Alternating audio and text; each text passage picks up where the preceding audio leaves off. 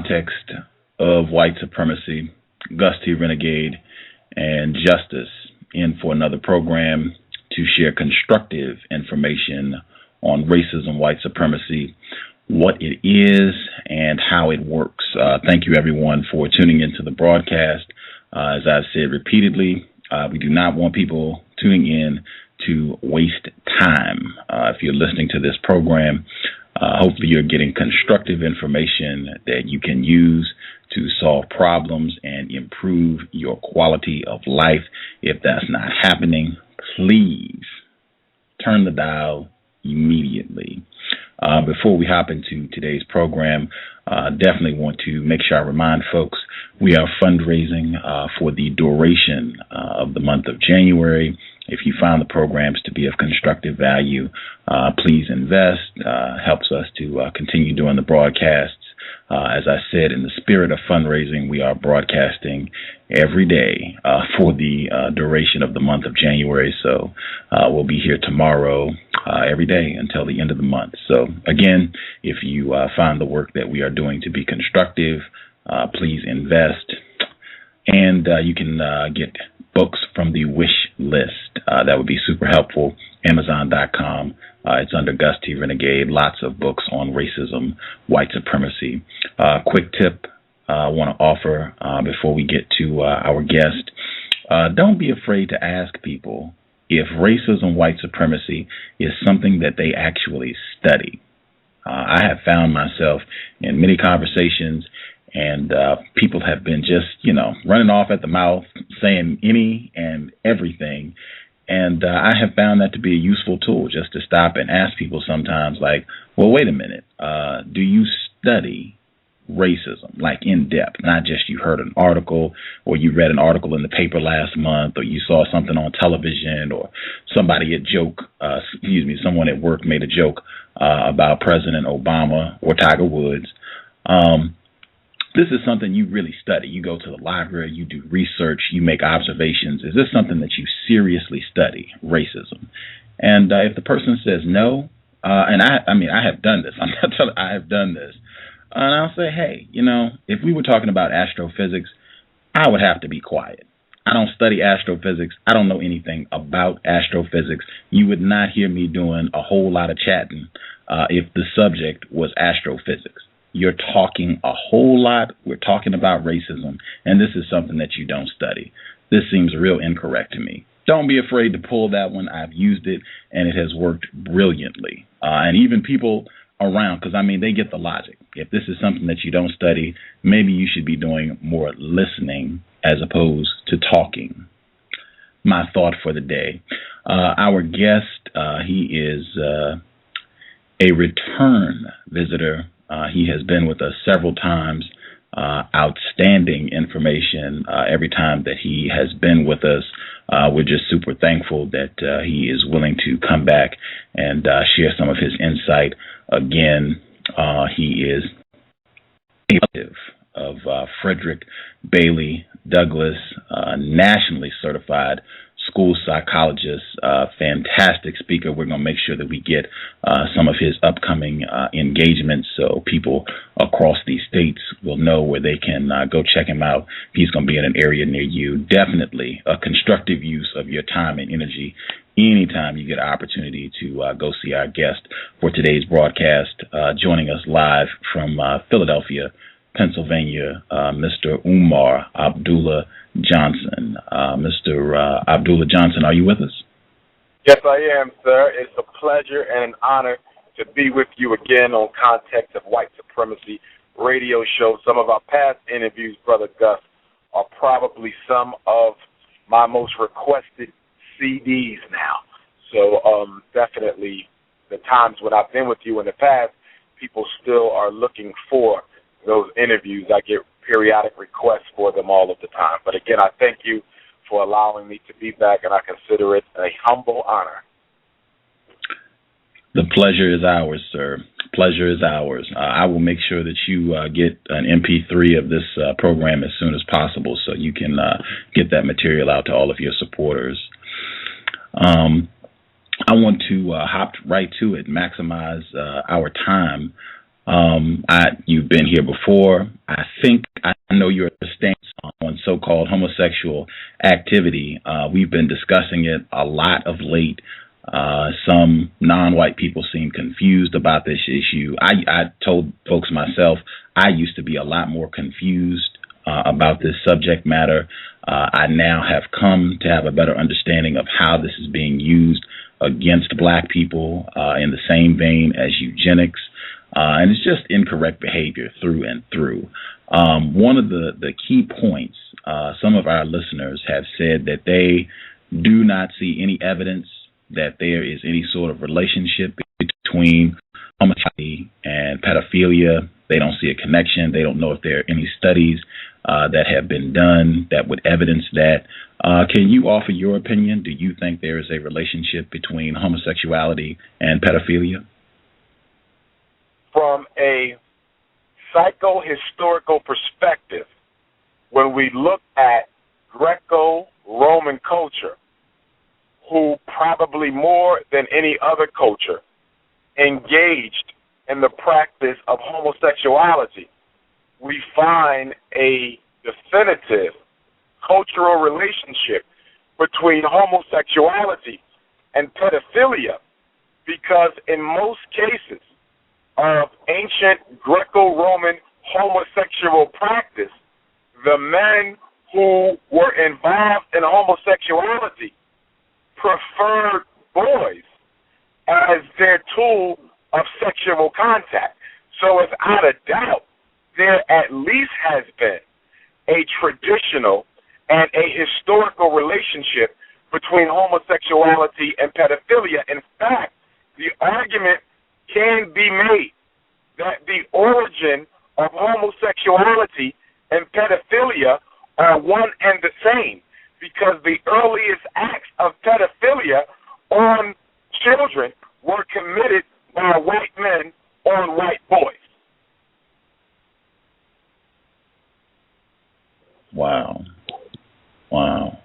Have there been any studies that would evidence that individuals who are involved in so-called homosexual activity, that there's a greater experience of some sort of sexual abuse, sexual trauma? Are there any studies that have been done that would evidence that sort of connection? There is a lot of theory on the topic. As far as solid research, it will be difficult to find such things, because the homosexual identity has become the central civil rights issue in American society at this point in time. And as a result of that, everyone, including researchers, are afraid to tackle the relationship between homosexuality and any sort of deviancy. So it will be difficult to find research on the topic, because most people are afraid to write about homosexuality from a pathological perspective for fear of being ostracized or punished by the society at large. So it's going to be difficult to come by that information. Now, if I talk about my own personal experience being a therapist and conducting psychological counseling with our children, I can tell you with pretty much a solid certainty that about 95% of the African American boys and girls who I have provided counsel with, who identified and practiced homosexuality and lesbianism, 95% of them, Brother Gus, came to that lifestyle by virtue of either childhood molestation, emotional deprivation from one of their parents, or masculine or emasculization if it was a boy, which means verbal abuse at the hands of adults, parents, or peers who made them believe that they were less than men and could not be men. And on the part of sisters, the same thing, where I see the raping away of their feminine energy and identity to the point where they begin to feel that they can only function like men. None of the cases of homosexuality that I know of in children and or adults. In none of the cases, Brother Gus, do I find a lack of evidence that would lead one to conclude that this African was born naturally endowed to practice this life. In every single case that I have encountered, I can trace the homosexual or lesbian behavior to some sort of unhealthy psychological issue that was rooted in childhood or adolescence. And most of the time, it was rape or molestation. Did I hear that correctly? Did you say 95%? Of my experiences, without fail, where I found homosexual or lesbian children and adults, that behavior, the etiology of that behavior, the causes of that particular syndrome can be traced to some sort of psychological issue that went unaddressed in the family system or early adulthood. And in at least 75% of the cases, Brother Gus, it was the result of rape or molestation. In other words, many of the young men who I know who are homosexual were molested by men in their childhood. And there is something that we don't totally know about as it relates to molestation against boys in childhood that predisposes them to continue to look for that sort of sexual contact. And based on my experience, Brother Gus, it appears that the reason why boys continue to engage in homosexuality after the initial molestating incident is because many of them develop a core belief that if they were meant to be men, God would have never allowed them to be molested. So many of them have developed an interpretation of the molestation that has led them to conclude that it was meant for me to live my life as a woman. If it wasn't meant for me to live my life as a woman, God would have never allowed me to be raped or molested by this man. And I also find the same thing with women. When many of them are raped or molested by men, they develop a hatred for black manhood, and they develop an untrustability for black manhood. And when they develop that hatred or untrustability for black manhood, many of them go on to develop an attraction for women because they believe that they would be much more safer in a romantic attachment with a woman as they would with a man. Because when they look back on the relationship that they had with their father and their mother, the maternal relationship was much more supportive and was much more nurturing.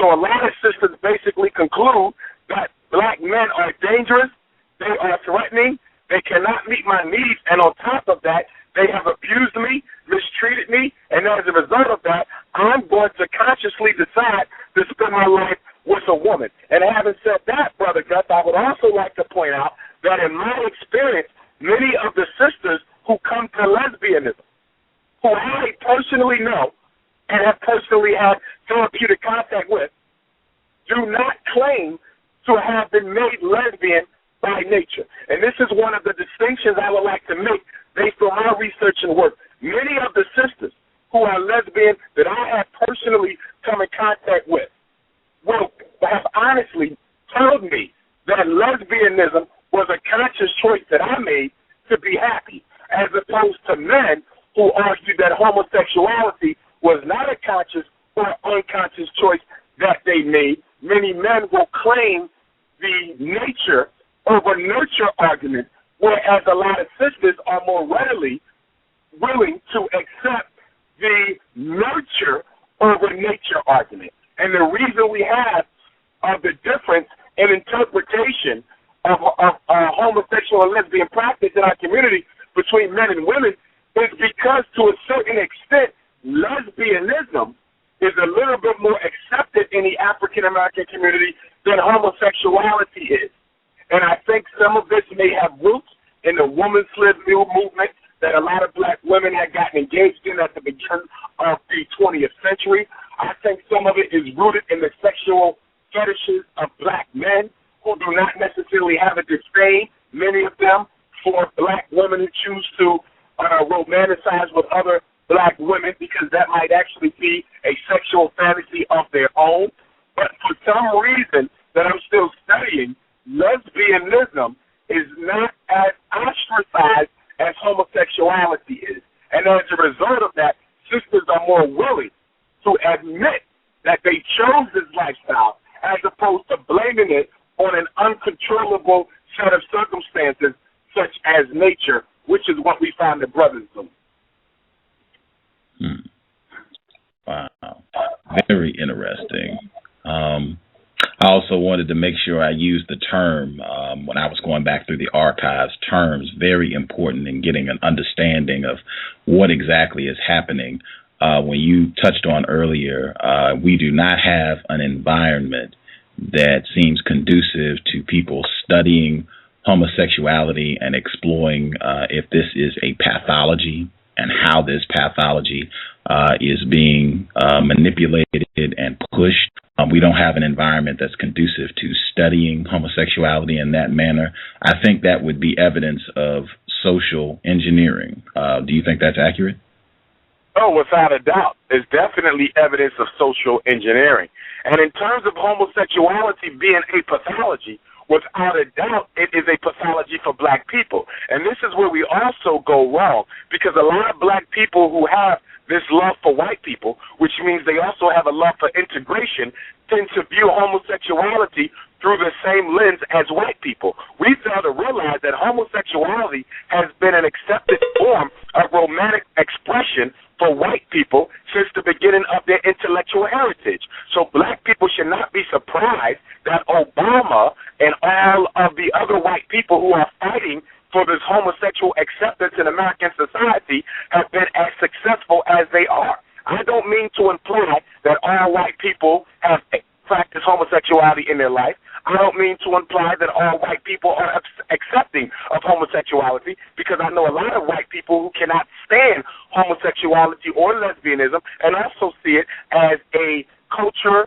and community destabilizing practice. I'm not implying that, but what I am implying is that it has deep roots in white culture. It has deep roots in white religion. It has deep roots in white male socialization. In fact, Brother Gus, when you study the psychological theories of most white psychologists, Alfred Adler, Sigmund Freud, Erik Erikson, all of them, nearly all of them, have argued and postulated within their theoretical framework that homosexuality is a natural behavior for white adolescent males to get engaged in as they develop into men. So for psychologists, even if it is not a permanent state of sexual expression, they definitely see it as a useful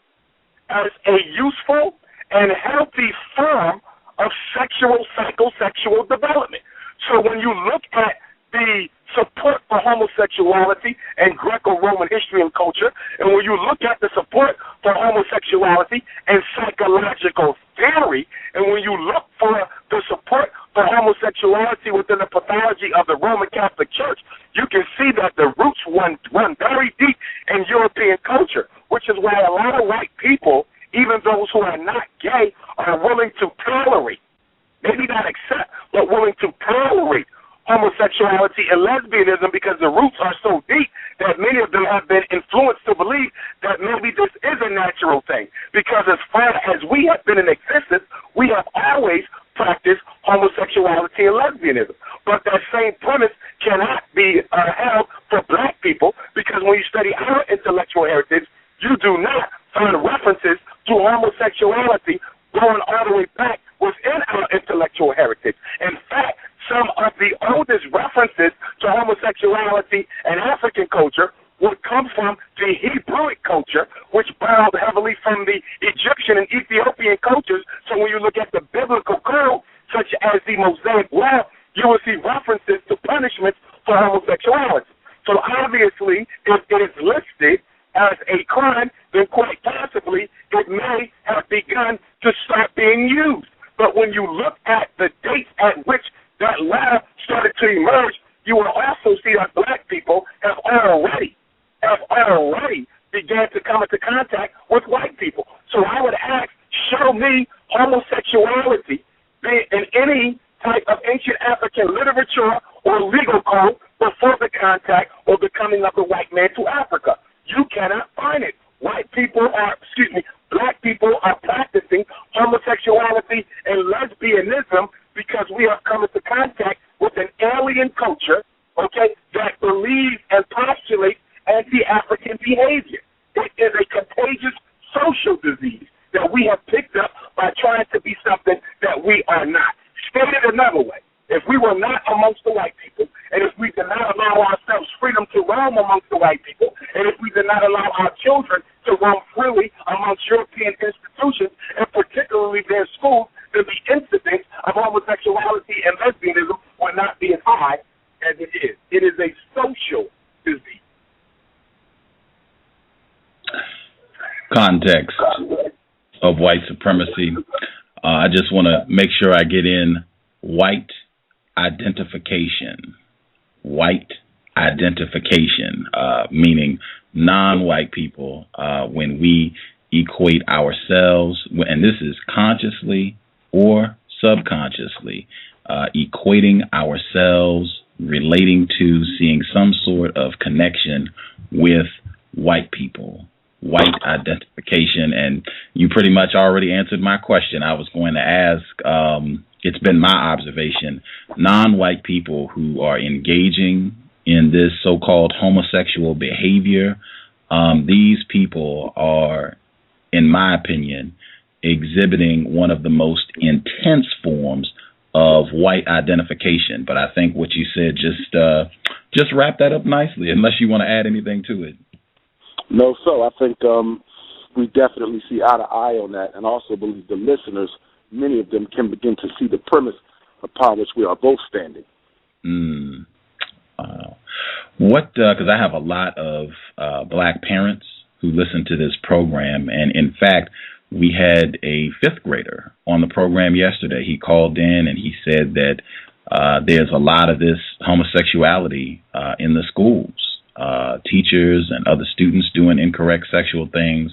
I know homeschooling, or if you can get your child in some sort of African-centered school, that would be much, much better. But for a lot of black people, non-white people, that's not an option.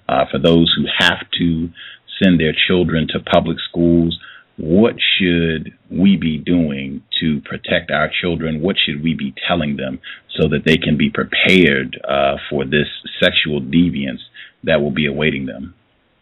Well, one thing we have to recognize about black people in America is that we have been thoroughly conditioned to evaluate white people, institutions, and systems based on what they say, and not based on what they do.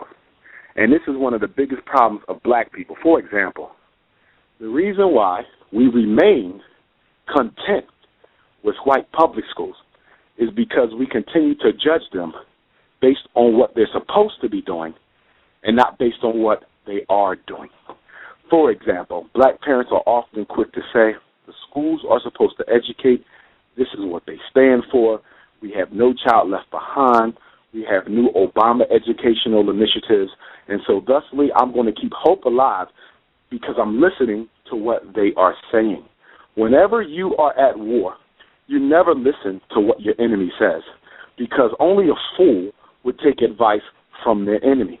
And so thusly, you train yourself not to listen to anything they say and to only evaluate their behavior.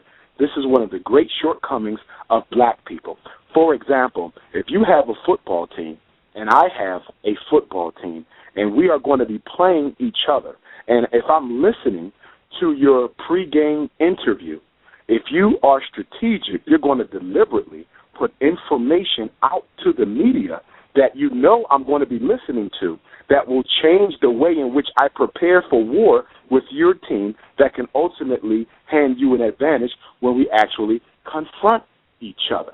So you never listen to your enemy, because the minute you open up your consciousness to anything that flows from the enemy, you are susceptible to influence and brainwash, which is why we advocate standing for principles. Because when you stand on principle, it doesn't matter what the opposition has to say, because you done already made up your mind that a certain institution, idea, or system is not in the best interest of your children. But because black people are not principled in the arena of race, we are totally vulnerable to what white folks do to us and to our children. And if there is one standing embarrassing practice of Negroes in this country, it is the willingness to give our children over to people who we know want absolutely, Gus, nothing to do with them. Show me another race on earth who gives their children over to a group of people who wants nothing to do with them. You cannot find it. You cannot find it. You can go over to the Middle East right now. You can go to Afghanistan. You can go to Iraq. And even in those places, you see Afghanis and Iraqis resisting the American socialization efforts that are taking place, with America opening up schools, sending teachers over there, including military instructors, to try to teach their children. And the reason why the Iraqis are resisting this is because they know you always socialize a people through the education. And they know that if they allow American teachers to educate their Arab children, they're going to socialize them to homosexuality. They're going to socialize them to racial inferiority. They're going to socialize them to accepting white dominance in the American way of things. They recognize that the first line of battle is the school system. In other words, it will be difficult for black people to overcome white supremacy as long as you keep on allowing your children to become soldiers in the army of white supremacy. Wow. Again, our guest, Mr. Umar Abdullah Johnson. Keep that term in mind. It's just an excellent term to describe what our opposition is doing, social engineering. Please, if you are at a computer terminal or you got your iPhone, tweet the program, tweet it, put it on your Facebook. I think the information that is being shared is pretty high quality, and black people would benefit from hearing this. So please tweet the program, put it on Facebook. That would be great. I believe Justice is here, and she has some questions as well. Justice, if you would like to ask some questions, your line is open. Please go right ahead. Hello, Mr. Umar Johnson. Peace, Princess. How are you? I'm doing good. All right. Why are you a former Minister of Education for the Marcus Garvey Movement, the Universal Negro Improvement Association, and African Communities League? Yes, indeed. Princess, I actually joined the UNIA and ACL when I was an undergraduate student. I had studied the Honorable Marcus Messiah Garvey, his teachings, as well as many of the Pan-Africanists who came before him, who laid down the ideological foundation upon which Mr. Garvey's program was erected. I believe, as I still do, as a Garveyite, I still am, that Mr. Garvey's program is the program for African people. And I think that Pan-African nationalism is the only way for black people to be able to separate themselves from white supremacy and also build up an independent reality for themselves. Notice I said separate themselves from white supremacy, which is a necessary reactionary behavior. But we also have to build up an independent reality for ourselves, which is a proactionary necessary behavior. Sometimes black people focus totally on the reactionary, which is getting away from the European, but they don't focus enough on the proactionary, which is building up independent institutions for themselves. For example, I always pose the question to black people: if white folks suddenly left your community, this very movement and said, here you go, Negroes. You can have it all to yourself. You want to be independent? You want this? You want that? Well, we're leaving. We're taking our fire department. We're taking our grocery stores. We're taking our police force. We're taking our doctors. We're taking all of our hospital equipment. Since you want to run this on your own, we are leaving. And guess what? Suddenly the black community will be faced with a reality that we've never been faced with since we were first brought here to be enslaved. And that reality is coming face to face with the realization that you are responsible, totally, with no one else to blame for your livelihood, and that if you make any mistakes, if you fail, if any of your institutions crumble, or if the black community deteriorates into civil war, you will have nobody to blame but yourself. And the reason I put that out there, young princess, is because I find a lot of black people like to talk the revolutionary talk. They like to say that they're freedom fighters. They want to advocate ideologically, but are they really ready to assume total responsibility for their livelihood? For example, if we look at the Europeans, just to draw a quick example, because we never use them for models, but just to draw a quick parallel here, when the 13 colonies decided to separate from the British Crown, they had a constitutional convention which lasted over a decade, during which time they formulated the United States Constitution.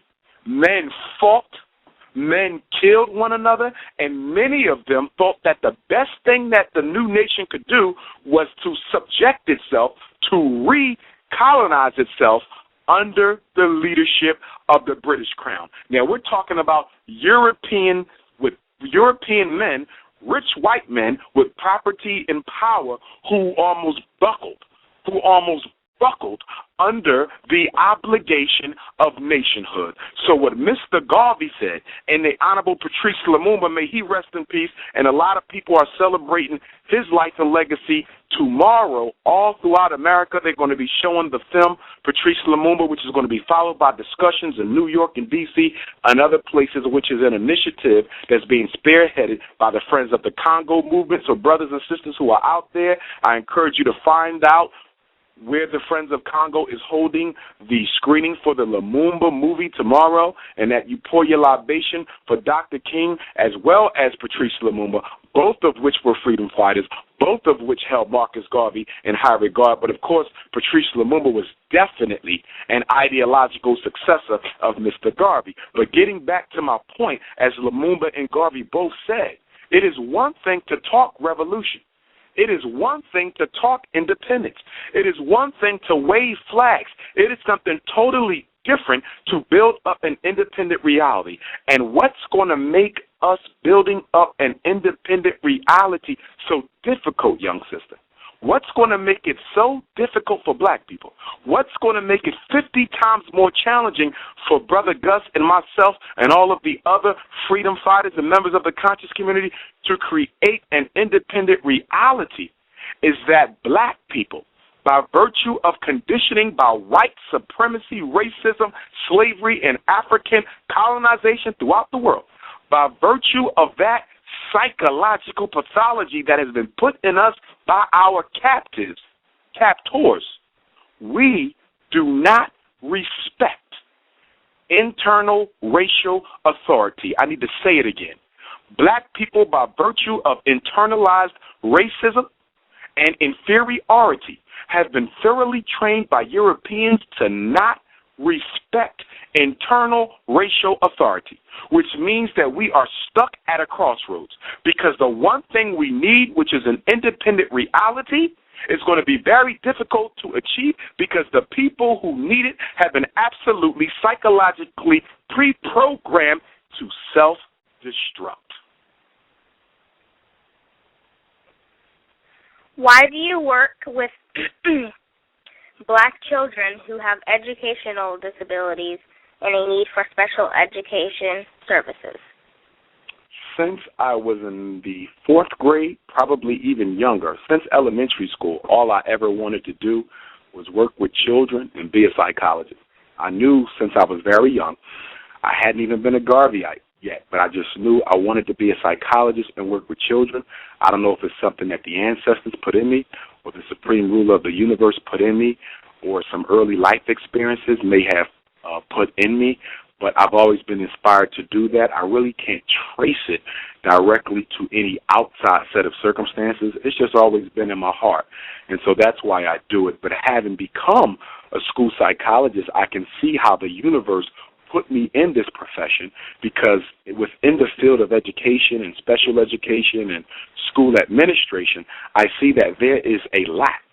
There is a gross lack of African professionals who are seriously advocating against special education, against disruptive behavior disorder diagnosing, and against psychotropic medication. There's not a lot of us who are out there fighting. There's a lot of us who know that what's going on is wrong. But the problem is, my young sister, is that there's a lot of money in special education. There's a lot of money in disruptive behavior disorders. There's a lot of money in private schools for kids with behavior problems. There's a lot of money for these drugs. And so because of that, and because black people have become just as selfish and capitalistic as Europeans, many of them are willing to look the other way, while young brothers and sisters are miseducated and exterminated. I just simply refuse to do that. 2 days ago, when I was up visiting my family in Syracuse, shout out to Brother Ross Simeon and his family, and Brother Noble up in Syracuse. I thoroughly enjoyed myself up there the past 2 days, but Brother Ross was gracious enough to take me up to Queen Mother Harriet Tubman's gravesite, who is buried in Auburn, New York, which is about 45 minutes from Syracuse. Unfortunately, I wasn't able to get over to Uncle Frederick Douglas's grave. He's 90 minutes the other way in Rochester, but God willing, I'm going to be making a return visit to Syracuse when I'll do that. But I want to thank Brother Ross for taking me up there. And I'm going to give you a quote from Queen Mother Harriet Tubman, who, by the way, is my number one ancestor. I mean, she absolutely is my number one ancestor, and I hold her in higher regard than I hold Frederick Douglass and even Marcus Garvey for what she did. And she said this, and I want to give this to you. She said, I had reasoned it out in my mind early on in my life. Quote, I reasoned this out in my mind early on in my life that I had a right to one or two things. If I couldn't have the one, I would have the other, liberty or death. That I would fight until one of them was ultimately mine, or until they killed me. She said that I knew that this mission was God-given, and since my mission was God-given, I will continue to fight and help African people escape to freedom. And I knew when God no longer needed me, let them kill me. I knew when God no longer needed me that he would let them kill me. So what I'm saying, young princess, is that you and Brother Gus and myself and everybody else listening to the show tonight has to condition themselves spiritually and psychologically to reach the point of commitment and resolve as Queen Mother Harriet Tubman did. She had conditioned herself to accept death, to not stop doing what she did regardless of the odds that came her way. As a young lady, she said that I would have one, I would have the other, and when God no longer needed me, he would let them kill me. What that says is that none of us has control over where we, when we die, or how we die. None of us has that control. It's totally up to the Creator.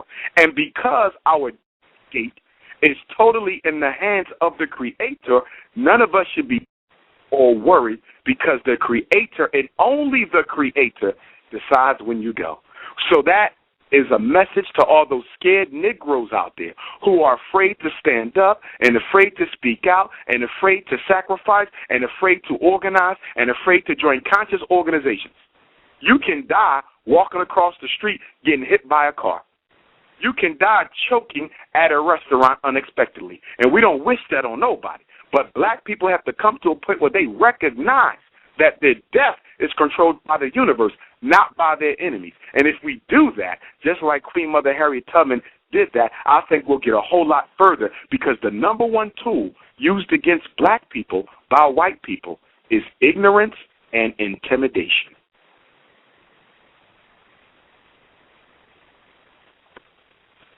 Can you please explain to the listeners why you study special education law? I study special education law because special education has become a trash can for young black boys who people do not want to teach in the regular classroom. I don't mean to insinuate that every black boy in special education was inappropriately classified and placed. There are children in special ed who need the service. I know because I diagnose all of the special education conditions, and there are black kids who are retarded, autistic, who do have some significant learning disabilities. There are some black children who are emotionally disturbed. I'm not talking about those who are rightfully placed, but what I am saying is that I estimate that about 75% of all the black children in special education, male and female, are only there because they were miseducated. Nobody wants to help them get educated, and everybody wants to make money off of them by putting them in special ed. Every time I put one of your brothers and sisters in special education, Princess, the school and or district gets extra money to educate them. So black boys and black girls, but especially the boys, are being used as an extra source of revenue for schools or districts who don't have enough money. In other words, educational slavery is the state of existence for black children in the schoolhouse. Just like many of our ancestors were brought over here and used to work so that they could make money for white folks, today black boys are being put in special education and put on psychotropic drugs so they can continue to make money for white folks. Remember, slavery has never ended. It only changes form. And if you don't recognize the different faces of slavery, one day you'll find that you are a slave yourself. So it is very important for black people to scrutinize everything that goes on around us. One of the things we suffer from in our community, as scholar warrior Dr. Leonard Jeffries has so well articulated, is a paralysis of analysis. And the black community, we suffer from a paralysis of analysis. Intellectually, we are unable to evaluate white systems, ideas, and institutions because we are too in love with white people. To give you an example of what I mean, if I'm dating a sister and I'm totally infatuated with this sister, and I think she's the most beautiful woman who ever walked the earth, the most intelligent sister to ever inhabit the globe, if I have to evaluate whether or not she is really in Brother Umar's best interest, if I have to evaluate whether or not this is a sister I should consider building a family with, if I have to evaluate whether or not she would be a good support and a good complement for me and my political work, it will be difficult to do that. Why? Because I am emotionally infatuated with her. It is difficult to critically and not analyze anything or anyone when you are emotionally attached to it. And black people are emotionally attached to white people. Some of us are in love with them.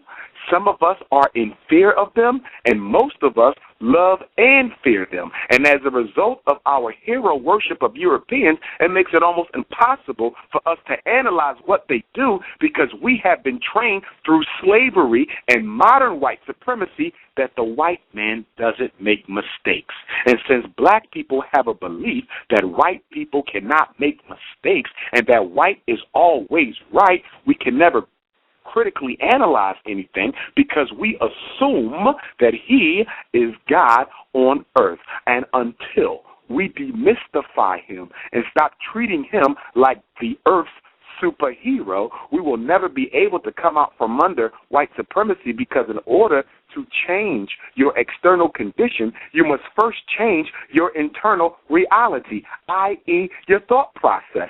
So if black people don't start thinking differently about white folk and white supremacy, we will always be under their control.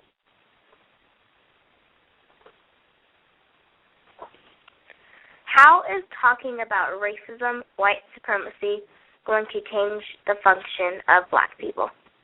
okay? Talking about racism and white supremacy by itself is not going to change the function of white people. The function of black people vis-a-vis the system of white supremacy. But it is a necessary step towards that change.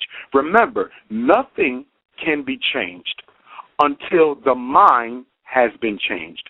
And the only way the mind can be changed is if it receives information, sufficient information to allow it to doubt the belief system upon which it has been operating under up until that point. For example, young sister, when I work with depressed patients, many of the depressed patients that I've worked with have a core belief that they have held over their lifetime, that they are meant to be miserable, they are meant to be unhappy, that their depression is a curse from God for things that they have done wrong. They believe that nothing they do will change the way they feel about themselves, their world, or their future. They absolutely believe this. So the goal of the therapist is to do what? Induce, to create some degree of doubt in the mind of the patient. Because if I can create a gap in the stream of their thought and consciousness, if I can just put a little wedge in the way that they think, that will allow them to begin to softly question what they believe. And once I have them doubting, I can then create a bigger gap in the stream of thought. And as that doubt comes into their consciousness, they begin to entertain the possibility that the way things are is not the way they always have to be. For black people, it is the same way.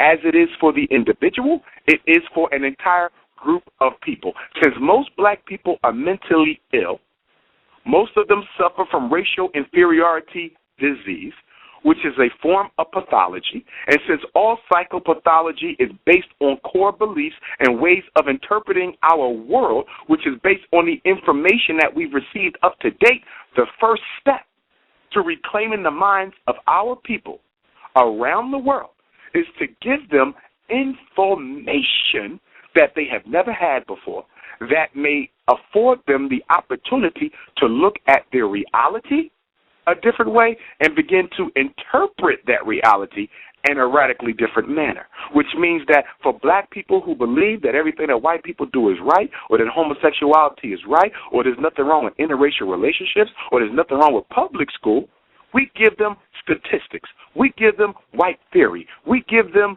the hard-to-find information on the social engineering that's going on in the school system, and when they see it, it creates what we call in psychology cognitive dissonance.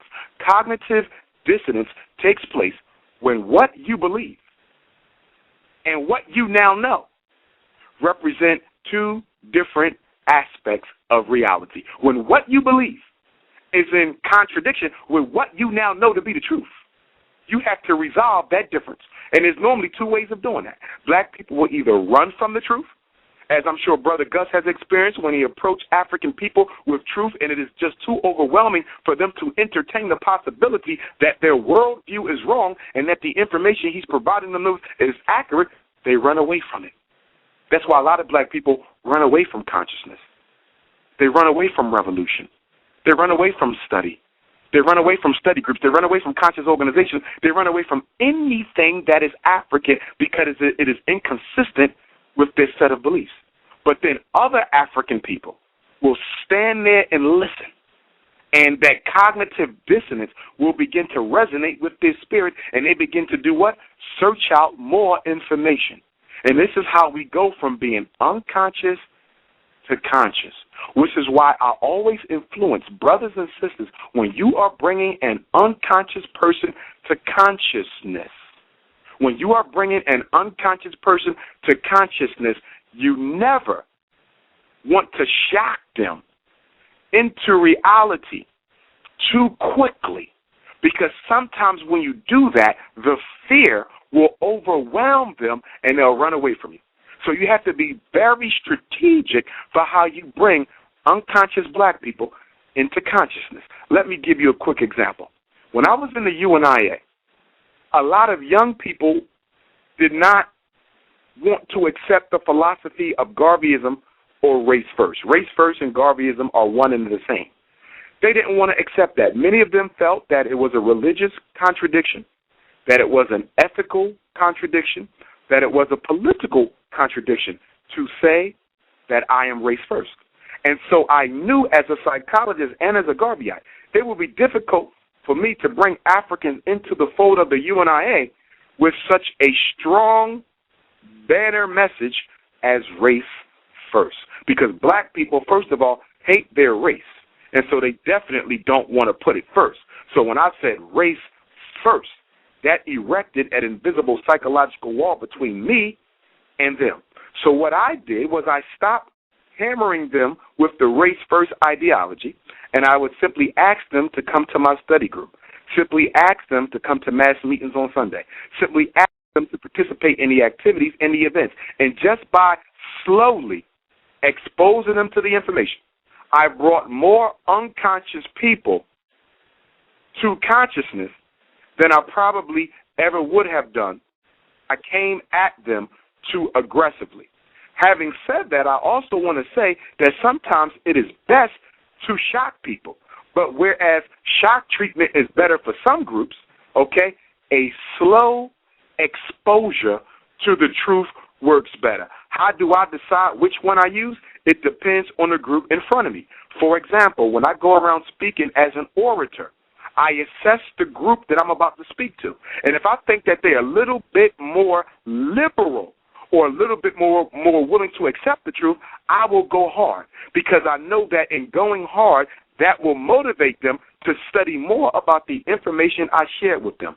But if I'm dealing with a group of Negroes who come from 2 or 3 or 4 or 5 generations of light-skinned supremacists or religious supremacists or educational elites, people who come from a long line of black people who have done nothing but ignore, neglect, or exploit the poor black masses, there's no way I can come at them hard. If I want to bring them into consciousness, I'm going to have to slowly expose them to the truth.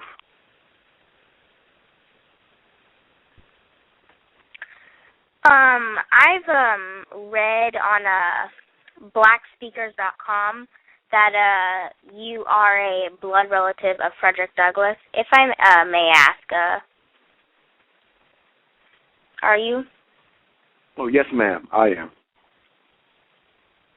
Okay. That will be all for now. Thank you. All right.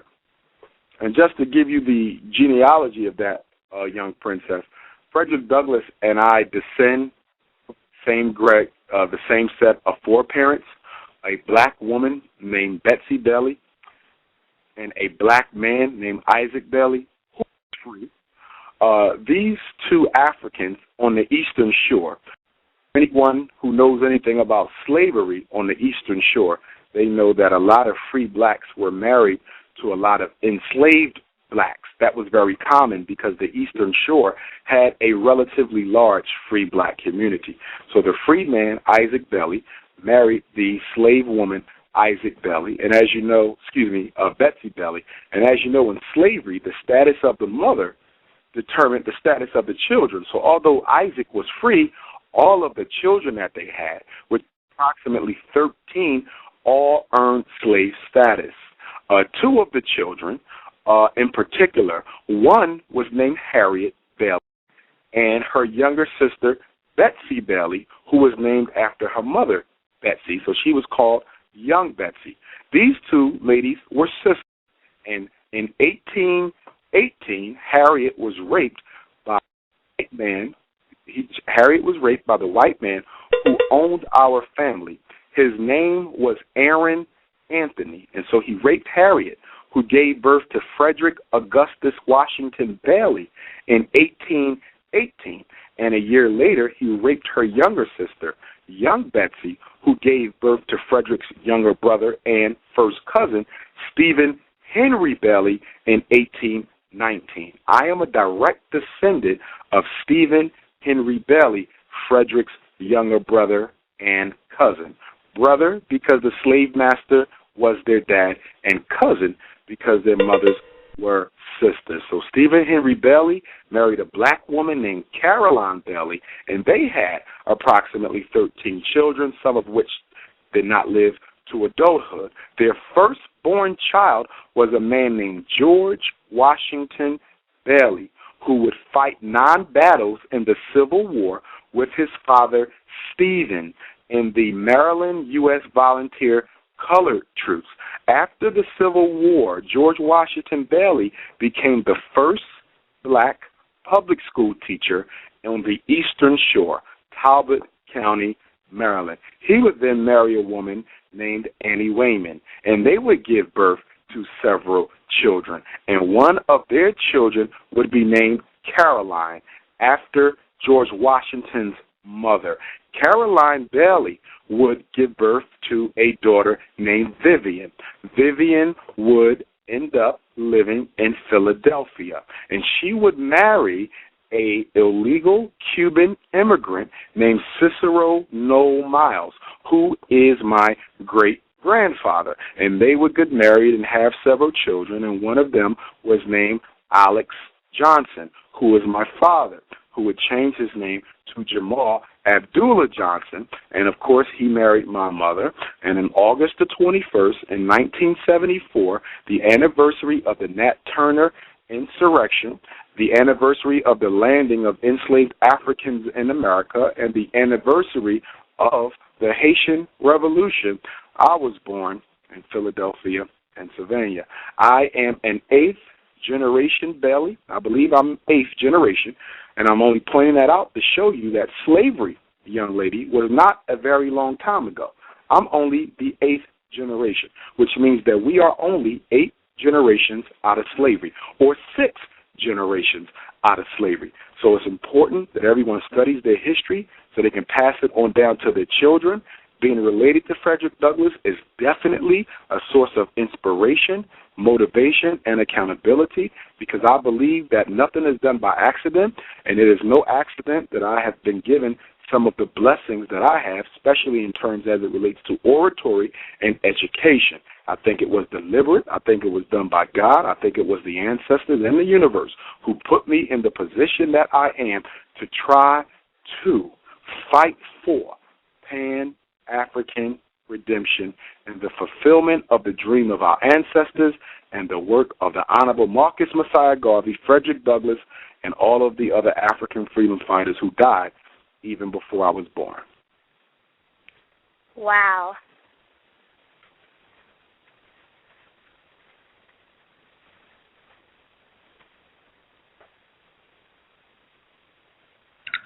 Context of White Supremacy. When you were on the program in August of 2010, I asked about black manhood, and I asked if you had a definition. You said you didn't have one. You said you were gonna work on that. I was curious if you have constructed a definition of black manhood. Yes, I did, Brother Gus. And one thing that I try to do now is not to be too intellectual with our people. I like to do what Mr. Garvey did, which was take Pan-Africanism from the educated intellectual elite and bring it down to a digestible thought form for the masses. So I devised a very simple definition of black manhood that anybody can remember and understand, and that is this. Black manhood is a state of being where black adult males shoulder the entire responsibility for the protecting of and the providing for the elders, women, and children of their race and community without any expectation of outside support, and that they consider this responsibility and obligation to be the chief burden and purpose for their being here on this earth. In other words, a black man does not look to the government. He doesn't look to white supremacy. He doesn't look to white institutions. He doesn't look to President Obama.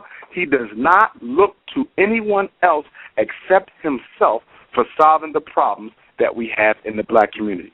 That also means what? That he has absolutely no excuses for why his people are the way they are, except for his own failure to carry out his duty. He rejects any outside support, and most importantly, Brother Gus, is that he considers this responsibility of protecting and providing for his elders, women, and children as the chief reason for him being on this earth. In other words, he is not primarily here to be an orator, a psychologist, a political scientist, a lawyer, a singer, a writer, a dancer, an actor, a journalist. None of those responsibilities take precedent over his responsibility to provide for and protect his race. That state of being is black manhood. And by that state of being, collectively as black men, we would have to agree that we are not exhibiting a strong example of black manhood for our young boys. I would go further than that. I would say I do not qualify as a man or an example of black manhood. I would say that as long as the system of white supremacy exists, it is not possible for a black man to exist. Do you think that's accurate and logical? For the most part, I believe you can have white supremacy, which is a philosophy that can always exist as long as Europeans exist. But white supremacy, which is the practical, white racism, which is the practical application of the philosophy of white supremacy, I agree, could not exist. However, if African people became thoroughly independent, which I don't think is possible without some sort of operational unity with the continent of Africa, but if we became thoroughly independent, you could still have white supremacy, and you could still even have white racism. The key, the goal, point is that ideology and that application of it in the form of racism does not extend to African people. That's the important part, that we throw off the yoke of white supremacy and white racism wherever we are. Now, if Europeans still practice that with other groups, it becomes the responsibility of other groups to deal with that, as China has dealt with white supremacy, as India has dealt with white supremacy, and as the Middle East has dealt with white supremacy. Although some of them unsuccessfully, they continue to fight. But it becomes the responsibility of each independent race to exterminate white supremacy where they exist. White supremacy exists, certainly, as long as it is not successful in forcing that ideology and that practice on African people. We couldn't care less, just like China could care less about white supremacy in Africa, because white supremacy ain't in China. So we have to remember that our responsibility is to us. So if they want to practice that wherever they exist, so, but it is our job, as you said correctly, to make sure that it does not control who we are or what we do. Okay. With the masculinity, I know when you were on the program in August, you touched on briefly Dwight Howard, the Superman tattoo, and having being sexually engaged with a white person, white identified. Black males, particularly, their obsession with sports. Do you think that is some form of compensation for the lack of manhood that we exhibit under racism, white supremacy? And just if you can share your thoughts on that. Because America is such a physically aggressive society, sports is central to the psychological health of Europeans, because sports is a way for them to act out and express the natural aggression and dominating culture of European ethnic groups. In other words, wars are not fought every day. And conflicts, although there are many, are not necessarily in existence at all times. So during peacetime, Brother Gus, how do Europeans quench the thirst for victory and dominance and war and exploitation? That is done through sports. Sports is a therapeutic activity for the white race. Now, as it relates to black men, the reason why sports becomes therapeutic for black men is because it is the only institution in America where a black man can flex his strength, his power, his masculinity, and his intelligence without suffering a consequence from the system. On the football field, on the basketball court, he can get physical. He can shout back at white men. He can tackle them. He can push them around. It is only in the world of sports that a black man can express his manhood and not have to suffer any consequences for himself. And as a result of that, I think that to an extent, sports has become an unhealthy outlet for black people. It's almost a form of aggressive masturbation because you can win an athletic contest against an opposing European, but it doesn't result in any material benefit for African people. So it's almost a form of aggressive masturbation. And so much so that the pride that comes from being able to be a man on a football field or the basketball court or the track, the pride that comes from that has led a lot of sports figures to totally identify with the team upon which they are a part. For example, Michael Jordan, I am a bull. Michael Vick, I am an eagle. If you notice, they totally identify with the team that allows them to express their manhood. And the problem with that, Brother Gus, as you know, all roads lead to white supremacy. So in identifying with the team, you identify with the corporate structure of the team because all sports clubs are capitalistic multinational enterprises, which means ultimately you are not loyal to the team, but you are loyal to white supremacy. Wow, that aggressive masturbation sounds a little homoerotic, and I see that element in a lot of the games that white men and white women engage in. Wow, very interesting, very interesting. I've also heard you discuss black institutions and saying specifically black people not having an institution is a major part of why we have not replaced the system of white supremacy. I guess, number one, if you can explain what you mean when you say an institution, that would be helpful. Very much so. An institution, a system, and or a program that is housed in a location within which only that system or program operates. In other words, that particular structure or building is dedicated exclusively to that particular program or system. In order for anything to be classified as an African institution, it must be run by Africans. It must have been developed by Africans. The program or system must be beneficial to Africans. And last but not least, Brother Gus, the one criteria that is the most controversial from the perspective of Garveyism, and one of the criteria which is almost always never met when you look at black institutions, is that it must be funded by African people. Let me say that again. The four criteria for something to be an African institution: it must be run by Africans, it must be developed by Africans, the program or system must be beneficial to Africans, which means it can never not work for you.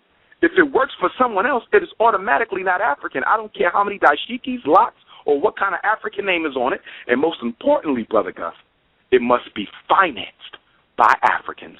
So when you look at those four criteria,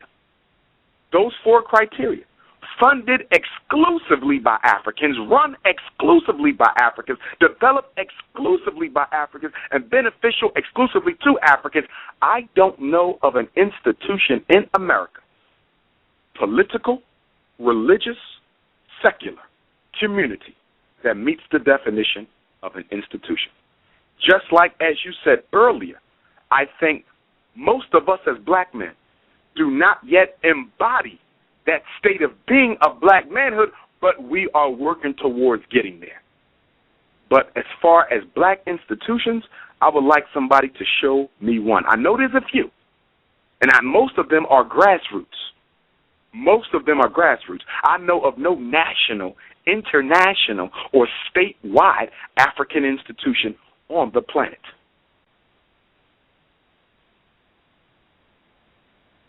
I agree. Excuse me. I agree. Unfortunately, I don't know of any such entity on the planet in the known universe under the system of white supremacy. In fact, I've concluded that most likely, if it's a building of some sort, that white people, not only would they have to allow non-white people to have such a building, such a structure, but they could close it down pretty easily. Eminent domain, manifest destiny. I think the record shows white people are really good at taking land, property from non-white people at will, and worldwide, whole continents sometimes. I'm curious. I asked Mr. Fuller for his Mr. Neely Fuller Jr., for folks who don't know, author of the United Independent Compensatory Concept. I asked him for his definition of an institution, and he said it's a person. He said it's not a building per se.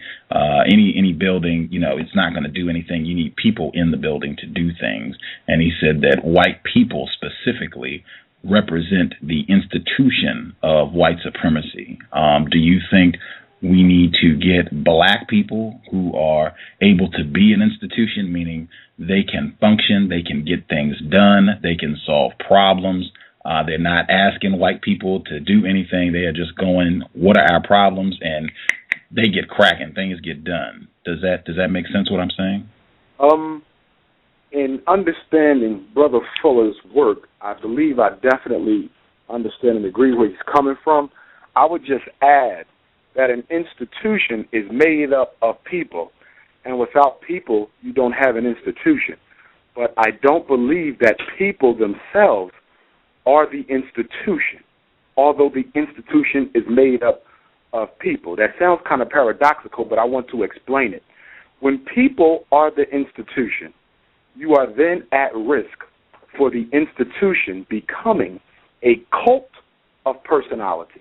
For example, if you and I start an organization, Brother Gus, and that organization is based around us, that means that at some point in the future, if you and I are somehow compromised by the system, the institution will be compromised by the system.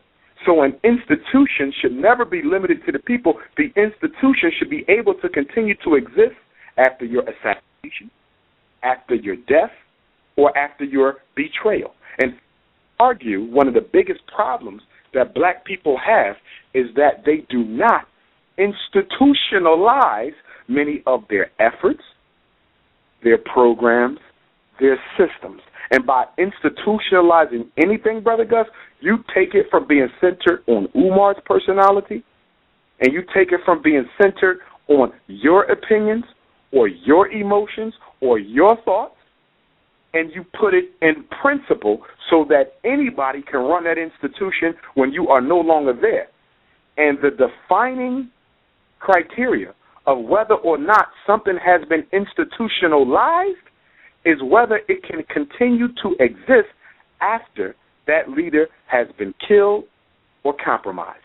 And when you look at that, you'll see that many of our organizations, Brother Gus, have not been institutionalized. They are cults of personality. If we look at many of the famous black leaders in America, okay, their organizations have not been institutionalized. They're organizations, but they've not been institutionalized. When those brothers are called back to the ancestors, many of the brothers and sisters who follow them are going to have to start from scratch and build it all over again, principally because they are cults of personality, centered around one person's opinions and preferences, and that person upon whom the organization is centered has not, or should I say, has failed, Brother Gus, has failed to train the next generation of leaders to take their place. See, when something is institutionalized, Brother Gus, and you are the president and I am the vice president, it is our responsibility first and foremost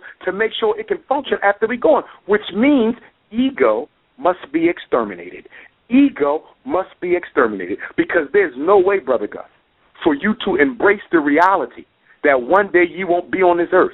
And there's no way for me, Brother Umar, to embrace the reality that one day somebody else is going to be sitting in this spot and I won't be getting all the attention. There's no way to embrace that reality unless you check your ego. And there's no better way to prove that you have embraced that reality than to begin to train the next cadre of leaders, which is why the Honorable Marcus Messiah Garvey is one of the only leaders in modern history who had an African institution who deliberately trained leaders to take his place. As arrogant as people may call him, as egotistical as they may claim, that black man loved black people enough to recognize that one day I will not be President General of the UNIA. One day I will not be the overarching authority of the largest black organization in modern history. So I'm going to train up brothers and sisters to take my place. He's the only leader I know of in modern history who has had that sort of training apparatus in place. The UNIA was not an occult of personality.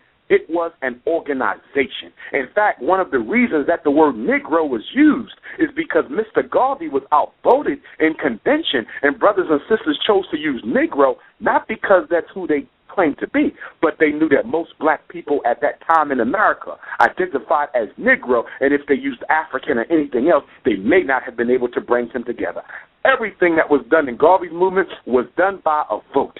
It was not done by one man deciding on his own that this is how things are going to be. That's a code of personality, Brother Gus. We need institutions, and in an institution, the membership is allowed to disagree with its leader. Context of White Supremacy. Our guest for Sunday, January 16th, 2011, Mr. Umar Abdullah Johnson. I'm remembering Malcolm X. He talked about if you are in business or in competition with someone and you're losing, that person is doing something that you're not doing. And it's been my observation, you talk about being able to replicate, just accepting the fact you are not going to live forever. An institution trains successors, is able to replicate an ideology and people who can carry on the work of maintaining and refining that institution. I think white people and the institution of white supremacy, I think that is the standard right now, unfortunately, for an institution. They seem to be able to get all white people on the page about making sure they dominate non-white people. In fact, their institution works so well, they get most of the non-white people to help them maintain this system. What are white people doing that we are not doing with regards to maintaining, refining an institution? The other day, I was with a mentee of mine. I serve as mentor to a lot of young adult African brothers. And I was with a mentee of mine who wanted to go and have dinner at a Oriental restaurant. And so we're sitting in the restaurant about 4 days ago, and on the wall, there was a Chinese buffet restaurant that was his choice, and where he lives, there's actually no African restaurants because he's in the suburbs. That's where he was raised. But anyhow, hanging on the wall is a large picture of Mao Zedong, the Chinese revolutionary who literally pushed China out of the modern dark age and into economic, political, and technological supremacy on the world stage. China is where it is today because of Mao Zedong. I'm saying that because white folks are not the only people who are able to get a critical mass of their race on the same page with them to carry out different objectives. Everyone is able to do it except Africans. We're not able to do it here. We're not able to do it in the Caribbean. We're not able to do it in Asia or on the continent. And the reason why that is, Brother Gus, is because no other race of people have been subjected to the type of psychological trauma that black people have been subjected to and from which they have never recovered. Stated another way, black people have been psychologically engineered to work against their own best interests. I'm going to say this again, Brother Gus, and I want your listeners to zero in on this. This is key. This is the one thing that has happened to you that has never happened to anyone else, even other enslaved people. We are the only population in world history that has been psychologically engineered to work against their own best interests. Marcus Garvey, who was a forerunner to Mao Zedong, who was a forerunner to Ho Chi Minh, who liberated Vietnam, and in fact claimed himself to used to visit Marcus Garvey and sit at the back of UNIA meetings to take lessons, strategies, and ideas from Marcus Garvey to liberate his people. Hitler and Mussolini, although they were racial supremacists and Mr. Garvey was not, studied Garvey. In fact, Mr. Garvey sent a telegram to Mussolini stating, you copied my program and used it for white supremacy. So how is it that all of these leaders of Vietnam, of China, of Italy, of Germany, even the leader of Afghanistan, Brother Gus, who led Afghanistan to freedom, if anybody wonders why the Afghanistan flag has red, black, and green on it, it's because the leader of the revolution of Afghanistan studied Marcus Garvey. They all did. So how could these Europeans take Garveyism and use it for the benefit of white supremacy or Chinese ascendancy, and yet we failed to use Mr. Garvey's work to liberate ourselves? It's because although all of those leaders suffered opposition, all of them suffered opposition, the truth of the matter is, Brother Gus, is that none of the people in those countries, even those who opposed the leadership, were never psychologically engineered to work against their own best interests. And we got to understand that. The one psychological lesson I need everybody to grasp, and the minute you see a black person doing something they ain't got no business doing, tell yourself that's slavery. Post-traumatic slavery disorder, racial inferiority disease. We have been socially engineered, and we got to teach our children. When your son says, Daddy, why is that black man married to a white woman? Daddy, why is that black man sleeping with another black man? Daddy, why does that sister have blonde hair? Why does she have green eyes? Why is she dating that non-African man? When they say, Mommy, why don't we own any institutions? Mommy, why I don't learn African languages in school? Grandpa, why we don't have our own schools so we don't have to get mistreated by white teachers in the public schools? When they ask you these questions, we have one collective answer. Daughter, son, grandchild, mentee, Boy Scout, Girl Scout, princess, prince, our people, unlike any other people on earth now or in world history in the past, have been psychologically engineered to work our own best interest, and that's why everybody, including Lenin and Stalin, could take Marcus Garvey's work and liberate entire countries. But Mr. Garvey, despite his unequal success, doesn't close to what those Europeans did because he was working with a mentally ill population? Umar Abdullah Johnson. I totally agree. Black people have been severely retarded as a result of the system of white supremacy, psychologically engineered to work against our own best interests. If that is true, do you think it would be in our best interest, and it would just make logical sense to not name call other black people, since we have been engineered to be self-destructive and are suffering from mental illness? When you say name call, give me an example. What do you mean?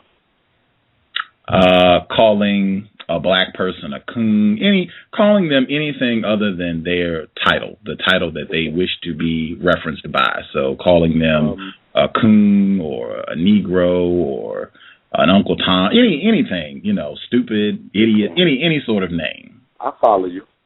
Yes, I agree with you. We should not do anything to trigger the self-hating energy of black people except that which is absolutely necessary in order for us to make progress. In other words, Brother Gus, if a brother or sister does something that is against the best interest of our race, there's a couple of questions that we all need to ask ourselves before we respond. And we should never react. I said before we respond. And we should never react. Responding is the root word for responsibility. So we have to be able to respond. And to be able to respond is to act responsibly, but we should never react. The first question we want to ask ourselves, does what they just did make a difference one way or the other? If what they did does not make a difference one way or the other, even though it was anti-African, we should leave it alone. That's number one. Number two, if I respond to this, will it make the situation worse for African people or better for African people? Let me give you an example, Brother Gus. Sometimes I hear Negroes in Philadelphia, and I go across the country, say some things that I totally disagree with. But sometimes I have to withhold responding to it, not reacting, but responding to it, because if I respond to it, it will confuse the black people present who hold this particular Negro in a high position because they've written a couple books or started a holiday or did this or did that. So because I think my responding can create more problems than it solves, because a lot of black people worship these cultural heroes, I decide to keep it to myself. Why? Because responding will cause more problems than it solves. But if I conclude that responding to what was done will make a difference, because what they did is going to make a negative difference on my people, and if the good or the benefit to come from my responding outweighs the negative reaction that may come from my responding, then I would go forth and do it. In other words, our decision to respond is not limited to whether we're going to piss somebody off. We're going to piss a lot of people off. We're going to piss white people off. We're going to piss black people off. We're going to piss all kinds of people off. So you're not withholding a response because you don't want somebody to get upset. If you are a freedom fighter, a revolutionary, you could care less about people's emotional reactions. If you choose not to respond, it's because you think at the end of the day, your response might cause more problems than it solves. You should leave it alone. But if your response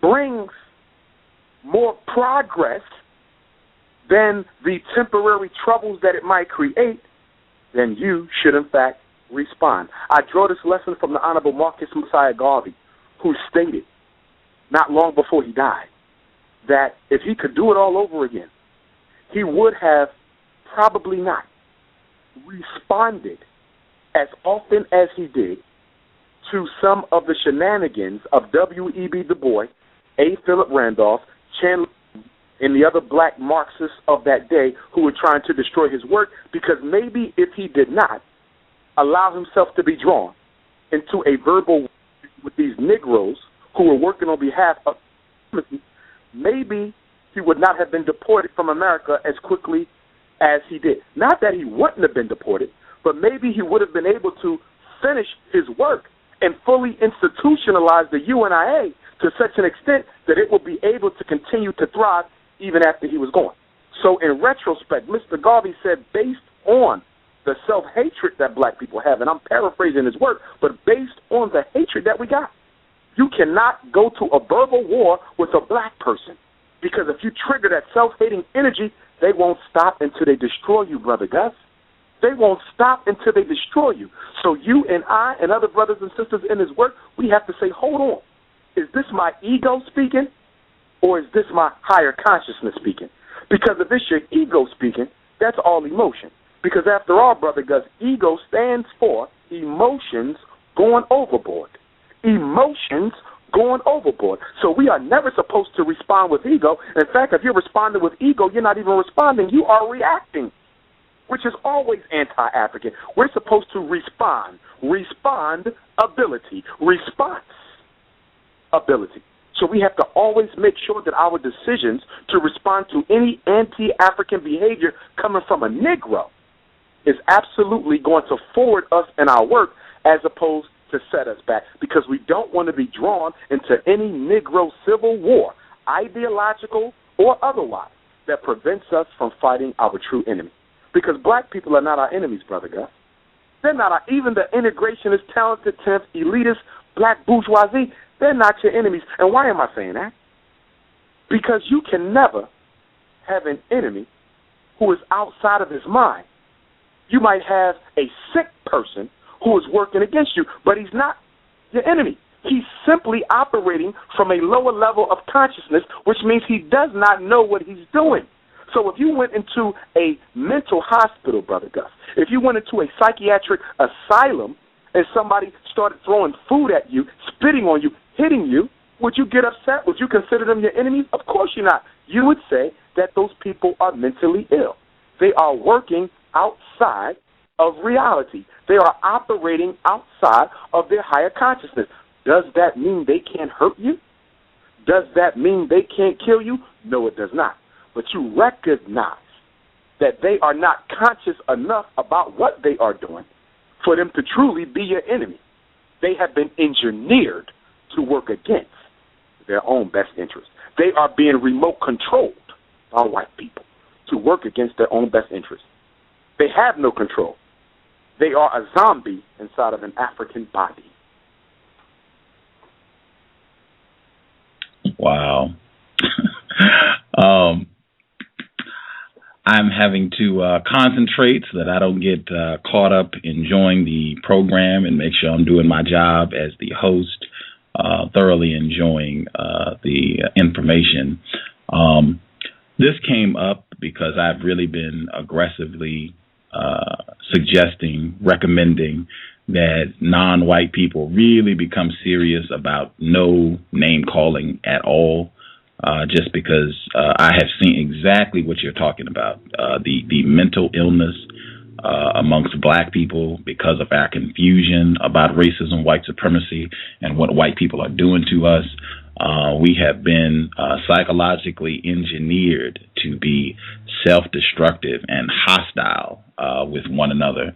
And I expect that sort of verbal warfare, and I expect black people to easily look to get in conflict.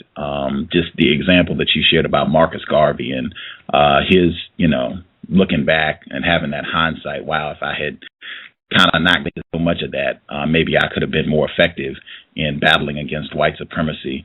The term Illuminati came up when we were talking about not name calling, and I said, I think Mr. Umar Abdullah Johnson used that term, and I said I was going to ask him if these folks, these black people who are throwing food on other black people in the asylum, is it correct to name call them Illuminati? I think that would be name calling. Remember, we want to discriminate between systems and states of mind and institutions from individualized name calling. For example, if I called a black person a coon, directly referencing a single individual or a group of individuals by name, that would be name calling.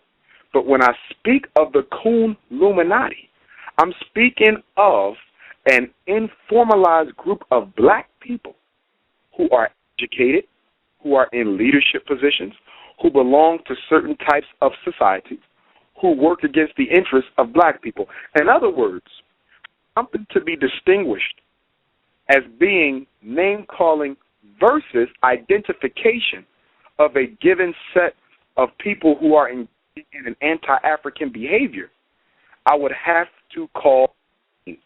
And if you notice, a lot of times when I respond to questions, I try not to use names for examples.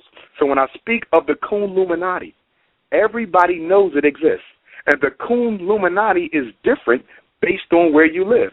For example, the members of the Coon Illuminati in Philadelphia are different from the members of the Coon Illuminati where you live. Now, there's certain members of the Coon Illuminati on the national and international stage, but because I'm not naming who they are, there's no name-calling going on.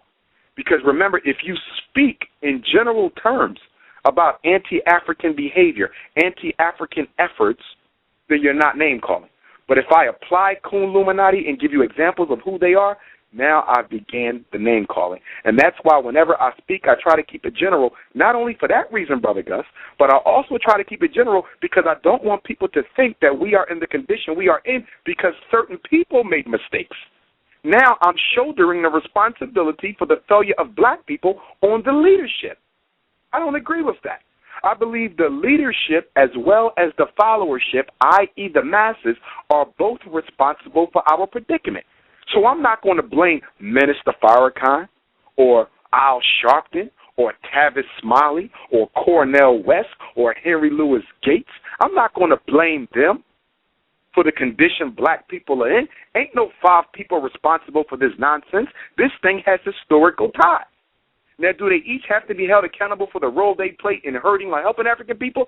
Sure they do, but it's never the responsibility of the individuals. This is a collective thing. We've all failed. The community has failed. The religious leaders have failed. The race leaders have failed. The educators have failed. The psychologists have failed. Everybody has failed. No one person shoulders this burden. And that's why I speak in general terms, because I always say that we are all responsible. I was interviewed last night, Brother Gus, on another blog talk show, and the question came up about Lil Wayne and how he just got out of jail and he released a single that sold 1 million copies in less than a week. And people said, what should we do about him? Shouldn't we scorn him? Shouldn't we rebuke him?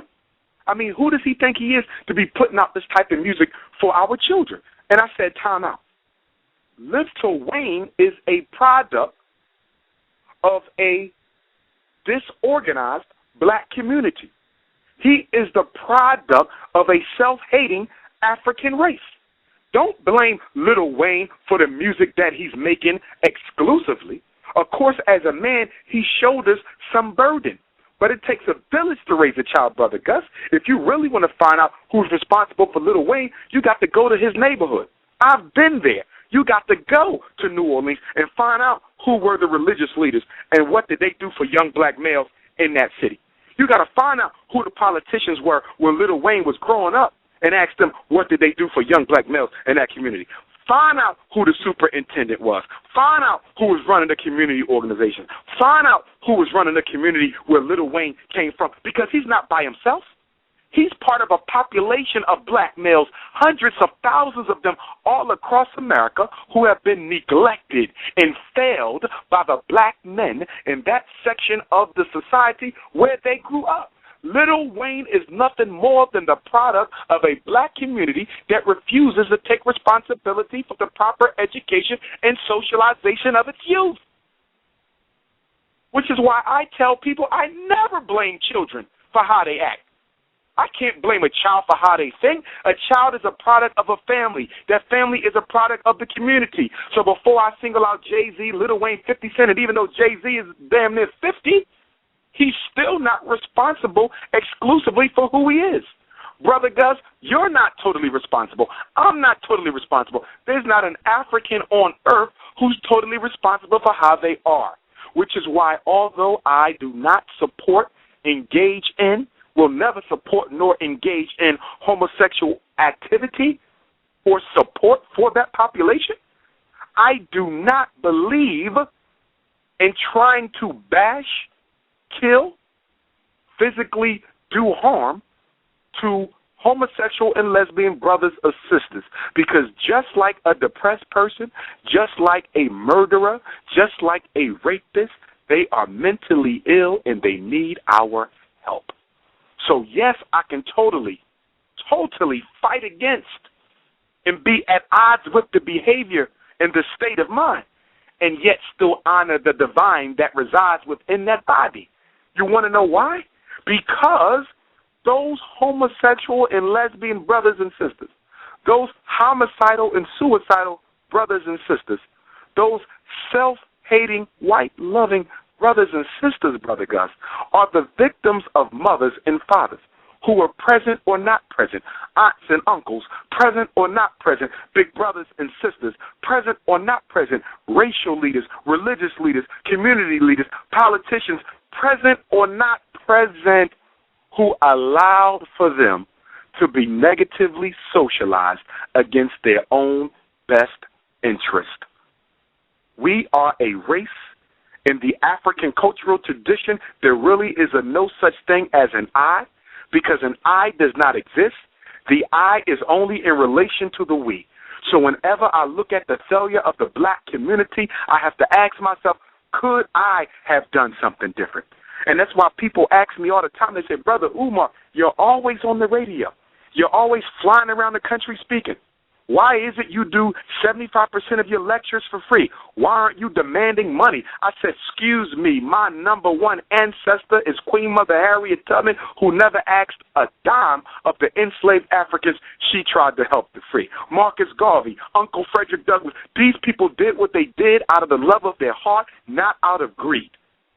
And I don't ever want it to be said that that brother right there had the knowledge and the energy and the wisdom to help that family, to help that sister, to prevent that suicide, to step in that gang violence, and he chose not to do it because he was too lazy or we didn't have enough money to pay him. That will never be said of Umar Johnson. Now, people can say whatever they want about me, but they'll never be able to say ever that I wouldn't give the shirt off my back to help an African person. And even when I can't get there, Brother Gus, I still got to blame myself a little bit because I'm a part of this problem. Just like you said, none of us are truly embodying that definition of black manhood, an adult African male who understands it is absolutely and exclusively his responsibility to provide and protect for his elders, women, and children, expecting no outside help, and realizing that obligation to provide and protect for his elders, women, and children is his chief reason for being on this earth? None of us are there, but we're striving towards it. But because we are not there, we recognize that whenever a brother is killed, whenever a young man is put on drugs, whenever a sister is violated, whenever we see a lesbian young lady, whenever we see a homosexual black male, we say this exists because the black community did something wrong. And we got to start pointing back at ourselves. We point one finger at the illness, but we point the other four at us. The other four are always pointing back at us. Everything is an outgrowth of institutions. And the institution of the black community is failing its children. And that's why the community is destabilized. That's why they don't respect us. That's why the young ladies are running around pregnant by boys they don't even know. That's why, Brother Gus. Because the most important institution, or should I say the most two important institutions, the family and the community, are totally destabilized. If we do not change the way we think, we cannot change the success level of the family, and we will not be able to enhance the success of the community. And if we don't change that, we can't change nothing else. You can do nothing unless you have a safe, happy, and productive family. And the number one reason for why black children suffer is because most of our children come from homes that are unhealthy, Brother Gus. A single-parent home is unhealthy. I don't give a damn what nobody say. It's unhealthy. A woman raising children by herself, it's unhealthy, and those children are going to suffer for the neglect of black men who refuse to step in, not marry the woman and not look to get in her underwear, but step in and mentor that young man. It's unhealthy. It's unhealthy for our children to be going to public schools dominated by middle-class white female teachers, Brother Gus. It's unhealthy. It's unhealthy for our elders to outside and not even be able to know who to go to when they need a ride, or they need something to eat, or they ain't got no heat in their house, or they so hot that they might die of heat stroke. That's unhealthy when they can't get a ride to go to the doctors, Brother Gus. It's unhealthy that I got an email last week that the great master teacher, scholar, Pan-African Garveyite, Dr. Yosef Ben Yakinen, has to ask for donations. Dr. Yusuf Ben Yakinen has to ask for donations by internet in order for him to pay his bills. This man, more than most of the scholar warriors, helped to resurrect the sleeping consciousness of damn near 3/4 of the black people walking around today. It's unhealthy for him to have to do that. So why does it persist? Because the black community, as we said at the start of this program, Brother Gus, talk about independence and talk about freedom from racism, but the truth of the matter is a lot of us don't truly want to be free from white folks. We love the safety net that white supremacy provides us with. Many of us are afraid to take responsibility for the black community because if we did so and we failed and we made mistakes, we have nobody to blame but ourselves, but a true black man. Black manhood is about honor, obligation, responsibility, and accountability. It is about accepting responsibility for the mistake and accepting responsibility for fixing it. We're not there yet. We're not there yet. Umar Abdullah Johnson. I hope black people, I'm okay with taking a page or two from the book of folks who are winning and doing what they want to do. I think you say consistently about racist man and racist woman, they finish what they start. Anything they start, they finish. Hopefully, black people, we will complete this journey to manhood, womanhood. We had a lot of folks that called in. I want to hit the phone lines, but I did want to ask you, Homeland Security has come up on the program here and there. I have my own concerns about the institution. Cynthia McKinney, she was on the program a few weeks back, and she said Homeland Security is a big part of the reason that white people are able to keep their foot on the neck of black people. Some of our listeners, they said they just admitted that they are not very informed about that institution. Just if you could give your thoughts, information, views on Homeland Security, just to knowledge that you have about it. Okay. Two things. Number one, Homeland Security, in terms of the Department of Homeland Security, has a lot to do with the development, implementation, and enforcement of the Patriot Acts and dozens of other laws that have been handed down from the United States Congress, as well as executive order that comes directly from the president that seeks to squelch any dissension or opposing opinion about what the United States military capitalist industrial complex is embarking upon. And under the Patriot Law, and as being enforced by the Department of Homeland Security, almost any African freedom fighter who says anything against President Obama, the United States Congress, or anything about this government whatsoever can be arrested and detained, tried, and charged with the crime without a jury of their peers. Europeans have been very boisterous about expressing their disagreement to the Patriot Acts and the other such laws because they consider them to be thoroughly anti-U.S. Constitution. However, for black people, Brother Gus, we got to remember something, that we are not citizens of the United States of America, nor have we ever been. If we remember when Hurricane Katrina struck our brothers and sisters down in the Gulf area, you will remember that most of the media, journalists who reported on the situation, referred to our brothers and sisters as refugees. Refugees. A refugee is someone who is attempting to seek political asylum in a country in which they are not citizens for protection, food, clothing, shelter, health care, and other such human necessities. The reason journalists referred to our brothers and sisters in the Gulf area as refugees is because they were acknowledging the fact that they are not United States citizens. In fact, every black person in America is a refugee, whether you got here because of the war in Liberia, or whether you got here because of the war in Sierra Leone, the situation in Sudan, or as a result of slavery. You can never, ever be a United States citizen. There's two laws that prevent such a thing. Number one was the Supreme Court decision in the Dred Scott case, where Chief Justice Roger Taney said quite frankly and plainly that the black man has no rights that a white man is bound to respect. The only person who can have rights in a country, Brother Gus, is a citizen.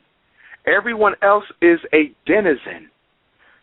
Pan-Africanist grandfather Martin Robinson Delaney gave us the definition of what a denizen is and what a citizen is. According to the great ancestor Martin Delaney, he said the word citizen comes from a Latin word civis ingenui, which refers to a person who is free from any type of obstructions to prevent the full exercise of their freedom. You are free from any impositions or obstructions that prevent you to express and realize your freedom. So the only way you can be a citizen is if you are free to do whatever you want. What black person in America meets that definition? Not you, not me, not Oprah with her billions, not Cosby with his multi-millions, but a denizen. And I want everyone listening to the show tonight to look up the word denizen. It's spelled just like citizen, but with a D. A denizen is someone who is allowed to coexist with citizens, but they recognize that their existence is only a result of a privilege, not a right, Brother Gus. A privilege, not a right. Black people, by virtue of this country, are privileged to be here. We understand we have a God-given right because we built the nation, but from a legal standpoint, you are privileged to be here. We are all refugees. The 13th Amendment clearly tells you that slavery is not illegal. It is only illegal if you are innocent of committing a crime. That makes all black people slaves because we are all guilty of the crime of being black in a white racist society. That is a crime. So by virtue of you having committed the crime of being black in a white racist society, the 13th Amendment does not protect you. In fact, there's been dozens of lawsuits pre- and post-slavery where verdicts have been handed down that plainly state that the enslaved Africans nor their descendants can never be citizens in this country. And if you ask a constitutional scholar, they will tell you that the 14th Amendment, which gave citizenship to enslaved Africans, outlawed the Dred Scott decision. But we know also that that is not true because it was only written to extend to Europeans who had been denied citizenship, to include Europeans who had immigrated here from European countries. That wasn't for us. Furthermore, any constitutional scholar will teach you that anything in the amendments of the United States Constitution, any amendment that contradicts any of the language in the body of the original text is not constitutional, which is why you have groups of white scholars who argue that slavery could have never legally been abolished. Because in the body of the original text of the Constitution, black people are listed as and continue to be listed as and will forever be listed as chattel property, Brother Gus. As I said before, at the beginning of tonight's interview, we have to stop listening to what is said, stop listening to what is written, and open our eyes and look at how we are being treated and look at how European society acts. Because if you look and see whether you're being treated like a citizen, you can see that you are not. If you're looking to see if the 14th Amendment applies to you, you will see that you're not. Reality is based on activity, not talk. We think reality is based on people's definitions and concepts. That's only theory, and theory can be proved to be incorrect. If you really want to know what the true state of being is, you look at how people are acting. So I challenge any black person on earth, any black person in America, not based on white man written law, but based on the law in practice. I challenge any black person to prove to me in practice, not theory, in practice, that we are Americans. That is an open challenge to any African out there.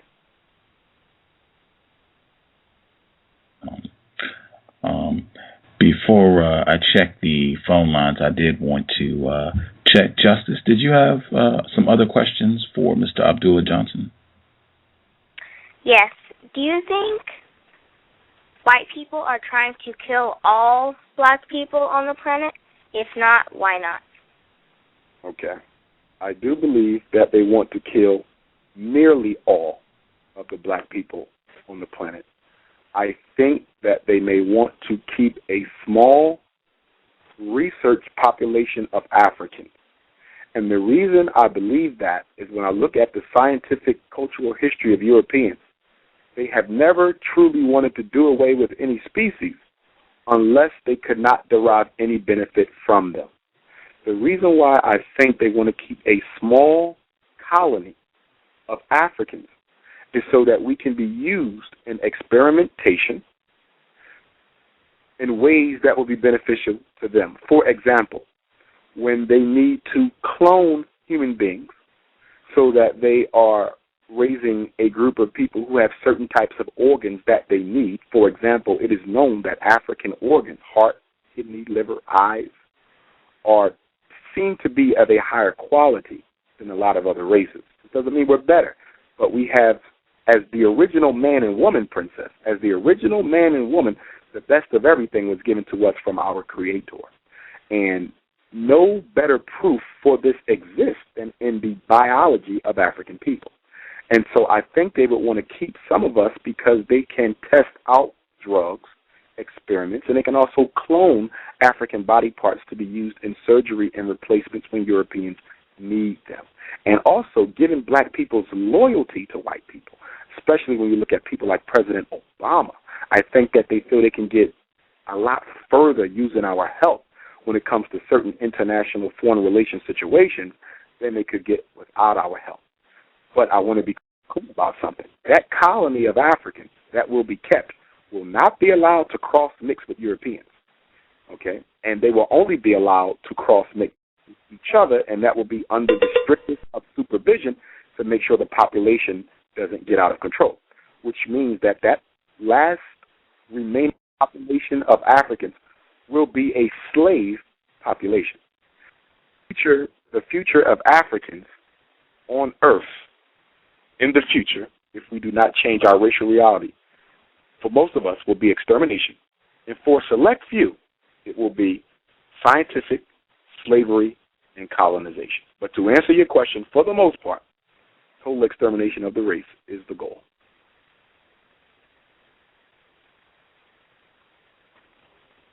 What are some suggestions for things black people can do in the 9 areas of people activity to deal with the stress of racism, white supremacy?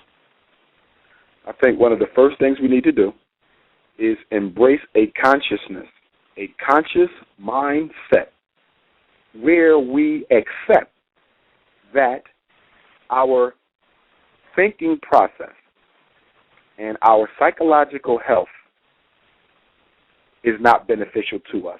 I think black people need to see themselves as what they are, which is mentally unstable. We have to see ourselves as psychologically ill. Why am I advocating that African people see themselves as psychologically ill?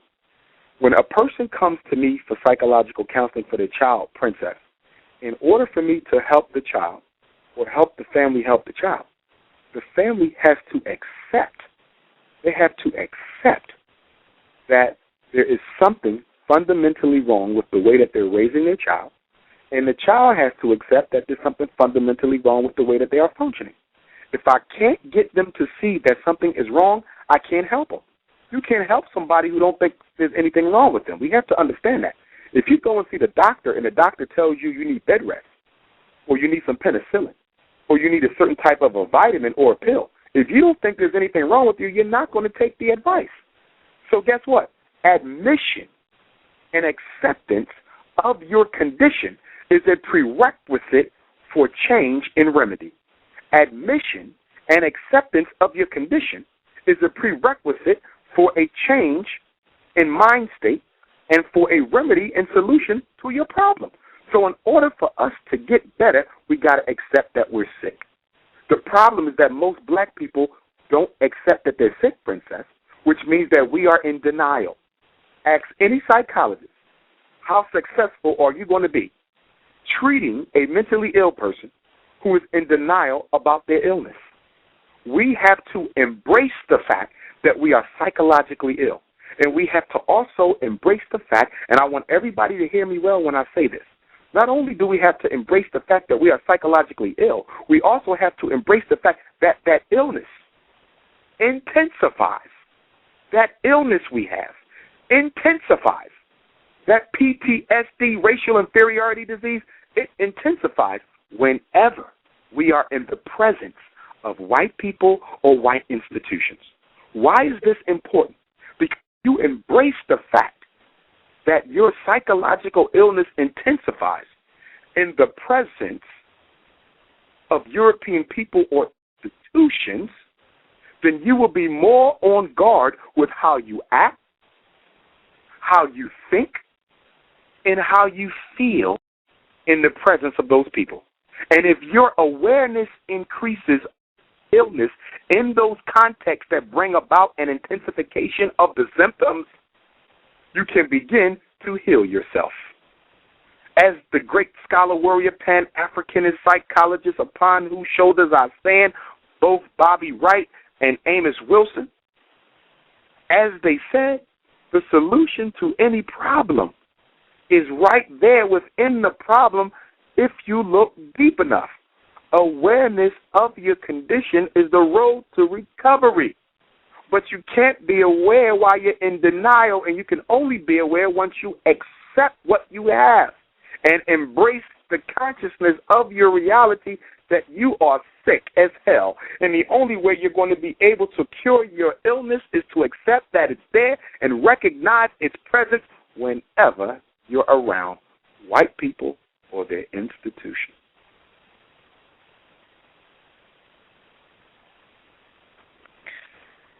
I don't have any more questions at this time. Thank you. Thank you, Princess. We're right at the 2-hour mark. I wanted to check to make sure we're being courteous with your time. If you need to go, I know your schedule is busy. It's no worries. There are people on the line. If you have time to take a question, it would be cool, but no worries either way. Yes, we can, brother. My time is the people's time. Before you take those questions really quickly, any African parents out there who are struggling with their children, if you're having any issues as it relates to special education, psychotropic medication, ADHD, conduct disorder, opposition or defiant disorder, school expulsion, private school fitness, any educational, procedural, or legal issue, if you need some consultation, please email your brother, Umar Abdullah Johnson at yahoo.com. You can get me on Facebook. I'm on Facebook under Umar, U-M-A-R, Abdullah-Johnson. All right, you can also call me, area code 215-989-9858. Again, that's area code 215-989-9858. I will be speaking in Brooklyn, New York at the Brownsville Recreation Center on Saturday, February the 5th. That's the first Saturday of Black History Month.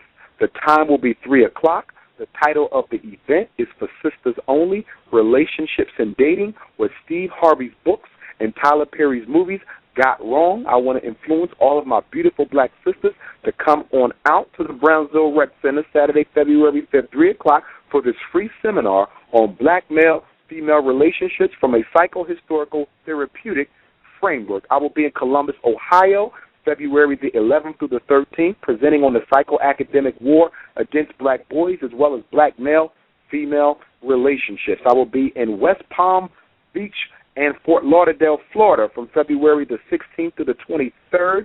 I will be the keynote speaker for the Fort Lauderdale Community Advocacy Group that's trying to build a Marcus Garvey Community Center down there. You can email me for the flyer. You can also get the information off of Facebook. I will be at Michigan State University in the home of Malcolm X, Lansing, Michigan, on Wednesday, February the 23rd. The Black Student Alliance is bringing me to Michigan State University, and my good friend Paul Allen Billings up in Muskegon, Michigan. I will be presenting post-traumatic slavery disorder, incarceration of the African mind. The next day, I'll be flying to Atlanta, Georgia. I will be part of the Pan-African Educational Symposium that will be taking place in Atlanta from the 24th through the 26th. I will be at Voorhees College in South Carolina, a historically black college and university, from February the 8th and to the 10th. I'm also scheduled to be on the Dawa Yisrael show, my Hebrew Israelite brother up in Chicago, the evening of February the 8th for the Psychoacademic War Against Black Boys, Part 2, the powerful interview that many of you have come to know me by. And I will be in Jamaica, the land of Garvey, for my very first time, Monday, February the 28th through Monday, March the 7th, as part of the Bobo Ashanti House of the Rastafari. They will be celebrating the Ethiopian African Black International Congress, EABIC, week-long celebration, and I will be doing some work down there as well. So if you need any flyers for any of the speaking events, just hit me up on Facebook or send me an email. I'll also be in Harrisburg, Pennsylvania, this coming Saturday, January the 22nd, for the Let's Save Black Males Symposium. I'm going to make sure I give your number out one more time for folks in case they needed to get a pencil or a pen. 215-989-9858. If you need to give him a call to get in touch with him. If we could keep the questions, if you could be concise, and again, not in making a lot of statements. We have a lot of people on the line, so if you could just make your question as concise and to the point as possible, and again, no long statements and what have you. Thank you. Person who called in, 5067, your line is open. Hotel family, how y'all doing tonight? Peace and blessings. Well, sir. Yes, sir. Dr. Johnson, I have a question from listening to one of your lectures about the 7 deadly sins, and it rung a lot of bells to me, and it confirmed a lot of my beliefs. Can you elaborate on about the death of Sam Cook? Yes, indeed.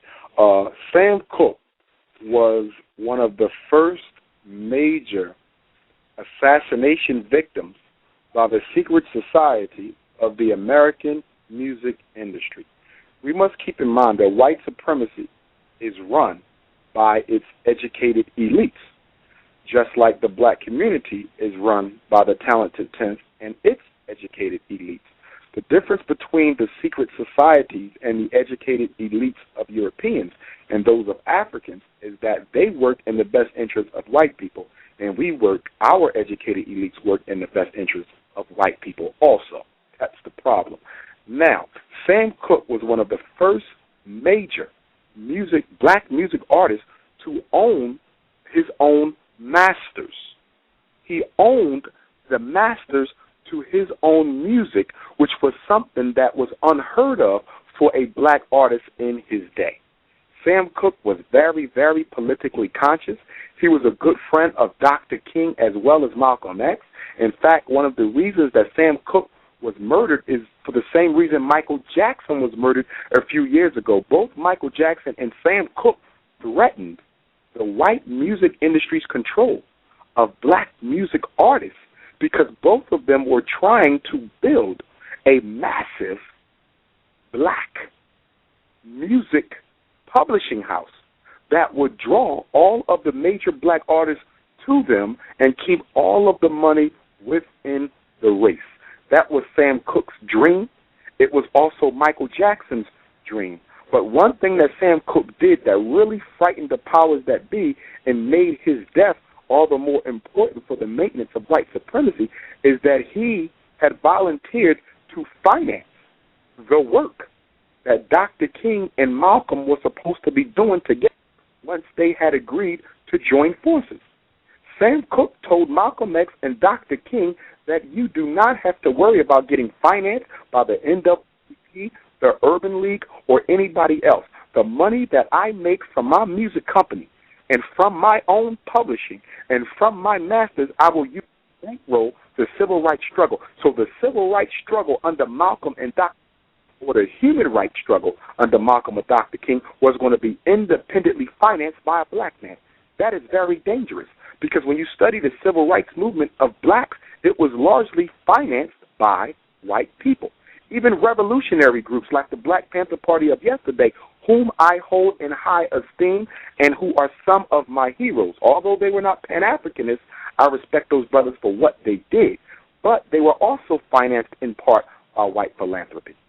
So what Sam Cooke was about to do was take black movements off the stranglehold of white philanthropic financial support. And so he had to be killed. And so when Sam Cooke was murdered, we were told that he was killed by a prostitute who had shot him because he was trying to abuse her or take money from her or however the story goes. But according to Sam Cooke's family, when they saw his body, it had looked like he had been beaten to death with 20 baseball bats. Beaten to death with baseball bats. And so they asked the question of the coroner, the medical examiner, and everybody involved in the case, if this man was killed by gunshot wound, why does it look like he was physically brutalized with weapons? Nobody never answered their question.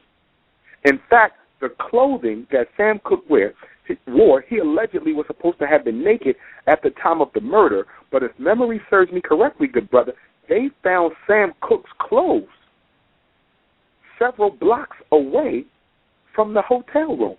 So if he was naked with this prostitute in the hotel room, why was his clothing found blocks away from where he was murdered?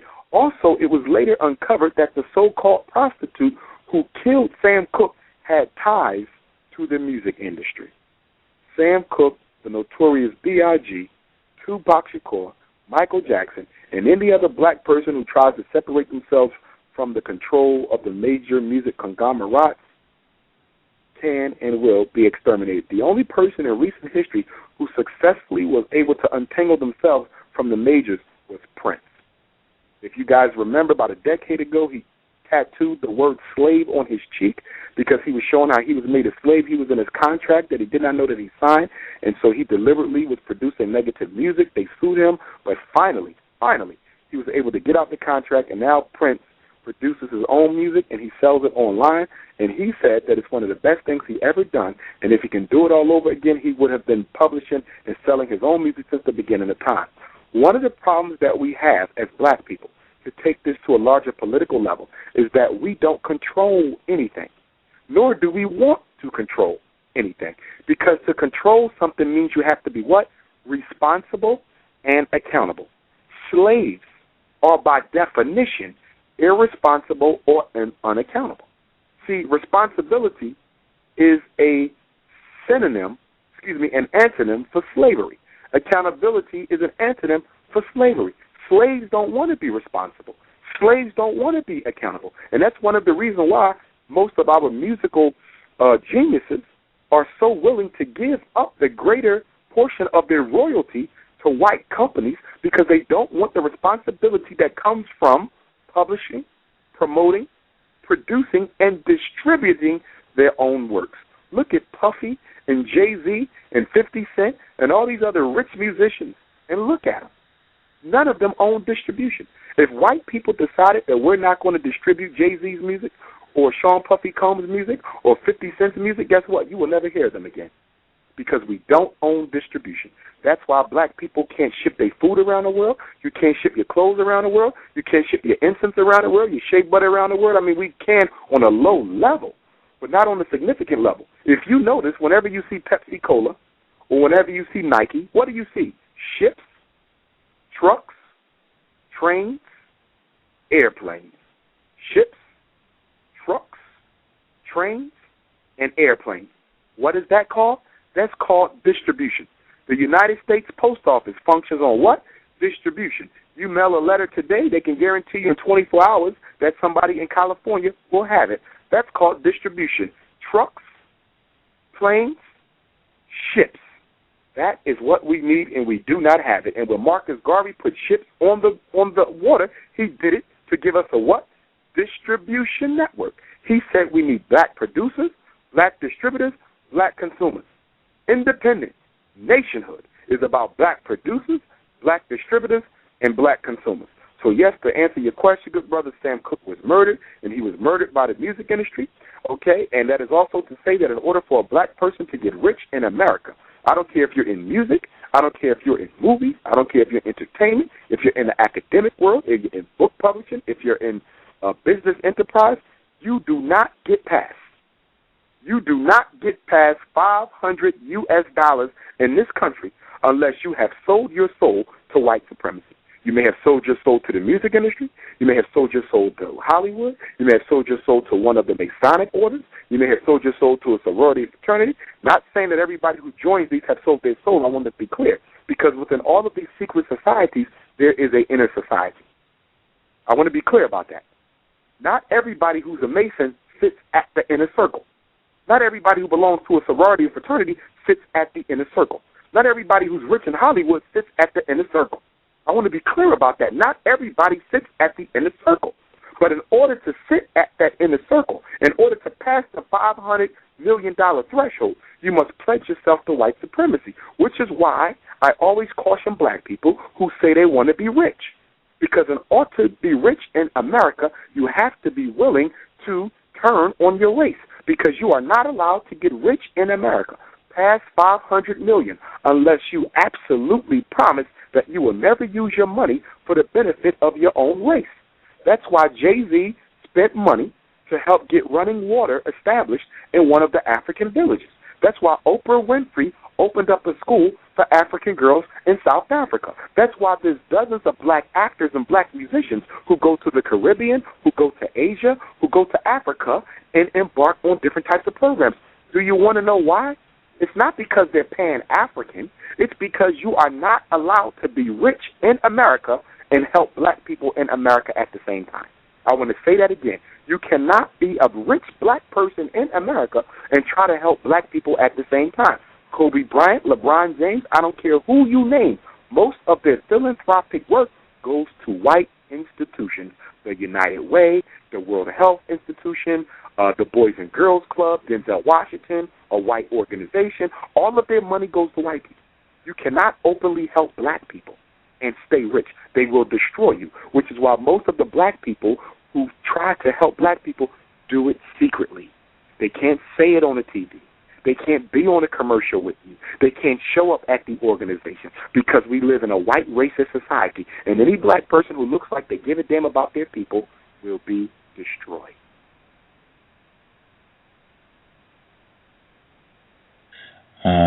Person who called in, last four digits, 8761. 8761, your line is open. Yeah, peace, good brothers. How you doing this evening? Peace, fam. Hello? Yes, sir. Yes. Okay, yeah. What you're saying is very informative. Very informative. I was trying to think of a question while all of this was going on, but everything that you're saying is right and exact. That's all I could say. You know, it's a sad situation.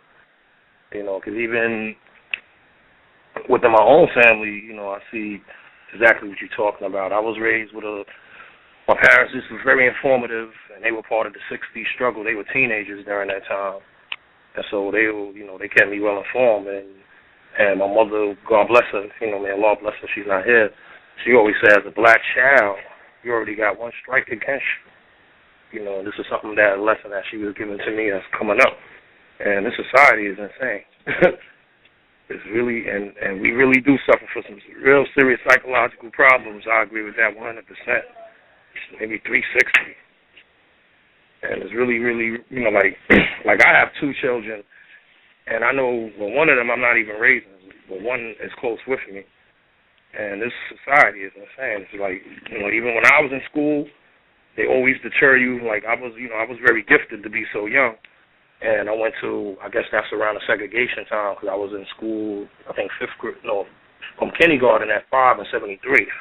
But by the time I reached 7 and 8, I recognized there was a deliberate attack on me for being as smart as I was aggressive. They tried to put me into those programs, but I was too smart, to be in special ed and all these other stuff, but they tried to deter you from doing mathematics, and they would always push the white kids in the classroom. And like when you step up in there, and I have a great memory, I could probably write a book about it. I can remember elementary through kindergarten to 6th grade, and that's a serious battle for a child to deal with, especially a black child in America. Is insane. And I remember I was like, Dad, I feel like I don't even want to go there no more. Sir, did you have a question? I didn't mean to interrupt you, but there's a lot of people that call in. Yeah, okay, no question.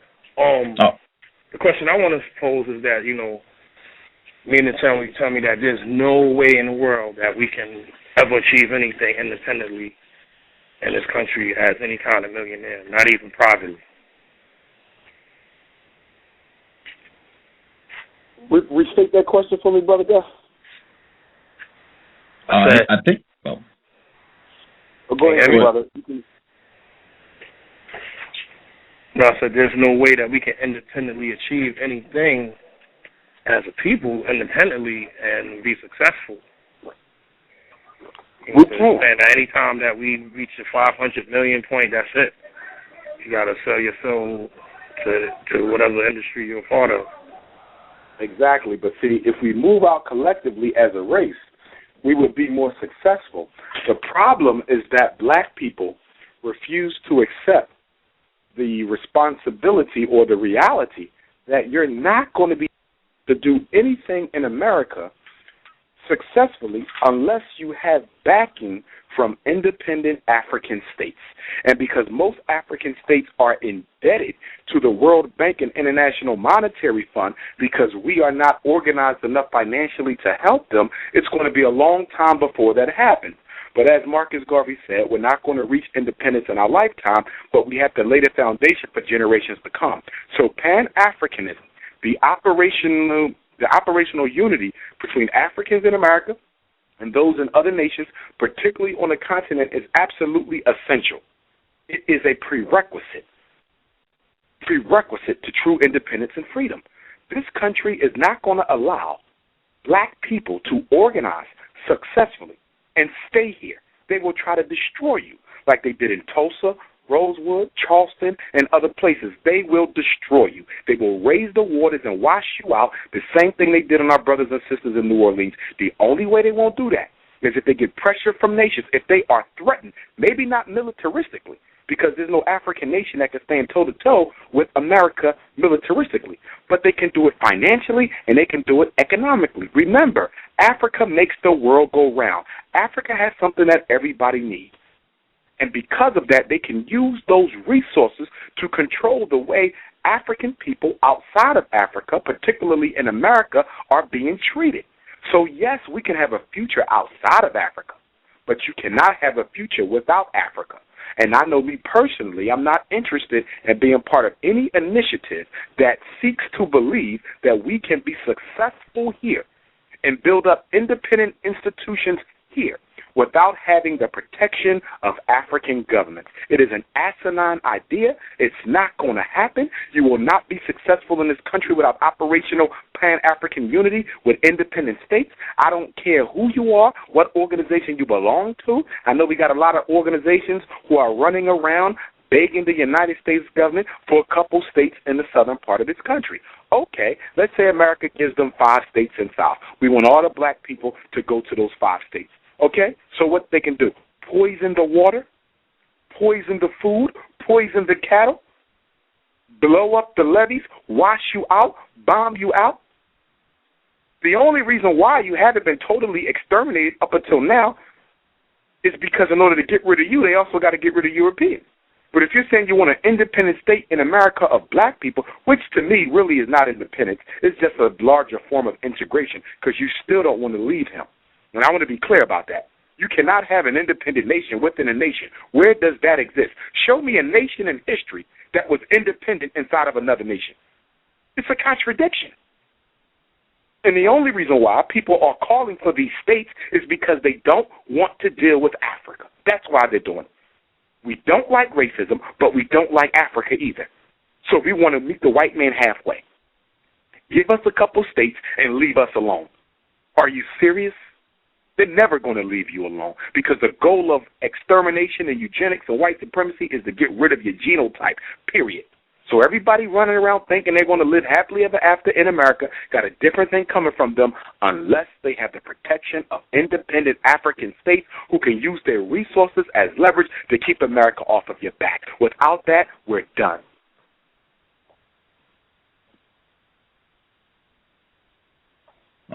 Person who called in last four digits 2595 2595. Your line is open. Hello? Yes. Oh, Pam. Good evening. Greetings. Good to hear from you. Nice to hear from you. Good evening, Gus. Good evening, Brother Abdullah Johnson.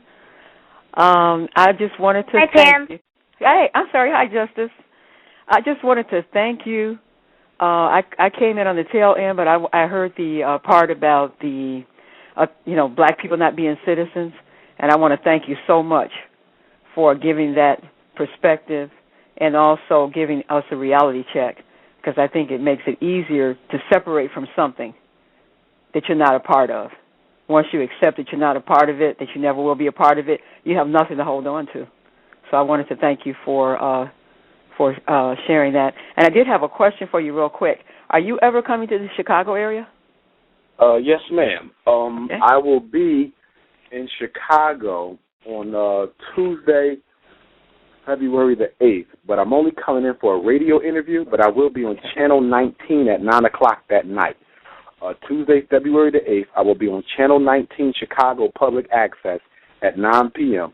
being interviewed by Brother Dawa Yisrael for his public access television show. It's part 2 of an interview we did a few months ago, Psychoacademic War Against Black Boys. It was very popular, and so we're going to do a part 2. I will be coming back to Chicago during the summer. They're having a 5-day-long Juneteenth celebration, and I'm going to be participating in that. And I will be over in Lansing, Michigan, on the 23rd of February, speaking at Michigan State University on post-traumatic slavery disorder. Okay. Did you give your email out earlier? Because I did your phone sure, number. It's Umar, U-M-A-R, Umar Abdullah Johnson. One word, no spaces, no hyphens, no underscores. Umar Abdullah Johnson at yahoo.com. If you email me, I will give you the specific information I have for Chicago up until now. I'm also on Facebook under Umar Abdullah-Johnson. Great. Okay. Okay, well, thank you very much. I love reality checks, and I just hope that we can let go of him and accept the fact that we need to get away from him. There'll never be any peace or any justice as long as we're attached to him. So thank you very much for, sharing that information. Pam will be back with us as a guest this Tuesday. She is co-author of Trojan Horse, Death of a Dark Nation, all about racism, white supremacy. She's been a guest several times. Always outstanding to hear from her. See, person who called in from, it's a whole bunch of you, so we'll have to work it out as best we can. Person who called in from a blocked number. Are you there if you called in from a blocked number? Can I be heard? Yes, ma'am, in Atlanta. Good evening, Gus. Good evening to Justice. Dr. Johnson, let me correct myself. I have a question for you, Dr. Johnson. It's a two-part question, so if you would like to write this down and please answer it for me, I would greatly appreciate it. Can you hear me? Yes, I can. Okay, the first thing I would like to know is, have you ever done a study to see the percentage of children of black and white unions who are lesbians or gay? If there are any statistics out there to point to the mingling of the two races to see if there's any correlation between that and the number of lesbian and gays that are produced from this union. And the other thing that I would like to speak of is you were speaking about the duality in our mental status. What do you think of what Dr. Du Bois had to say about our duality, how we, in our personality, the two hats that we wear, one in dealing amongst ourselves and dealing with the whites?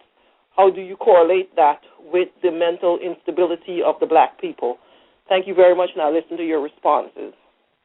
Thank you. Number one, as far as any studies that have been done to see if there's a correlation between being the child of a biracial union and homosexuality, I don't believe that there has been any research done specifically on that topic. But in my experience and based on my expertise and study of this topic, I don't believe that there's a significant correlation there. I don't think biracial children are at an increased or decreased risk for homosexual or lesbian behavior or identification. As it regards to the second question, W.E.B. Du Bois and his writing in The Souls of Black Folk, where he refers to black people as having a double consciousness, a split consciousness, and that is, by the way, a concept that I deal with in my post-traumatic slavery disorder PowerPoint presentation, Du Bois' actual words, because I think that he, more than anyone else, articulately and honestly spoke of the schizophrenic, post-traumatic slavery, racial inferiority, confused psychological state that black people are in. And I respect W.E.B. Du Bois for honestly stating that he felt that he was as much a white man as he was a black man. You know, I think that quote, you know, is so symbolic of what black people continue to suffer from. Here we are years after Dr. Du Bois' death. We still suffer from that split consciousness. He suffered from it, and I think he is a good example of how that split consciousness and that racial inferiority transcends education. It transcends racial consciousness. I always say this, but people never heed my words. Just because you are conscious of your history or conscious of the political reality, just because you've been to Africa, locked your hair, wear dashikis, sent your kids to a African-centered school, belonged to a conscious organization, participated in a couple rallies, met a couple cultural superstars, that does not mean you are not mentally ill. Psychological illness has nothing to do with knowledge. It has nothing to do with knowledge. It does have to do with awareness, but it has to do with an awareness of your own personal psychological limitations. In fact, I would argue that the conscious community is probably even more sick than the unconscious community, because at least in the unconscious community, they recognize they got a problem. We don't recognize we got a problem because we read a couple books. And so Du Bois, in destroying Marcus Garvey and doing all he did to see that Marcus Garvey was deported, you know, it was truly endemic of the racial self-hating, okay, and the desire to destroy another African leader whose success surpassed his own. W.E.B. Du Bois' whole life was a contradiction between a man who wanted to be accepted by white people, but at the same time claimed to be fighting for black people. I think all of our black African-centered, so-called African-centered scholar warriors need to study Du Bois.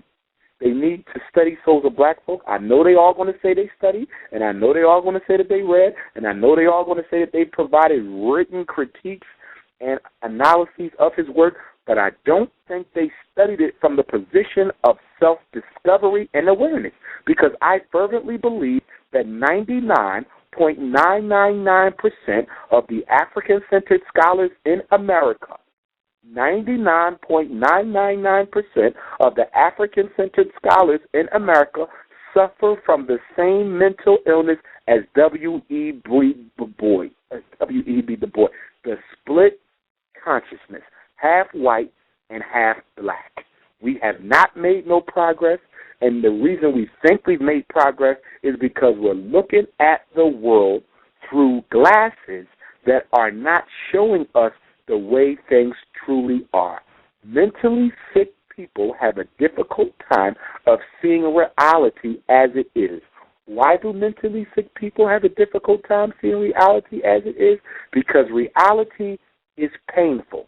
That's why they use alcohol. Reality is painful. That's why they rather choose integration, knowing that it doesn't work.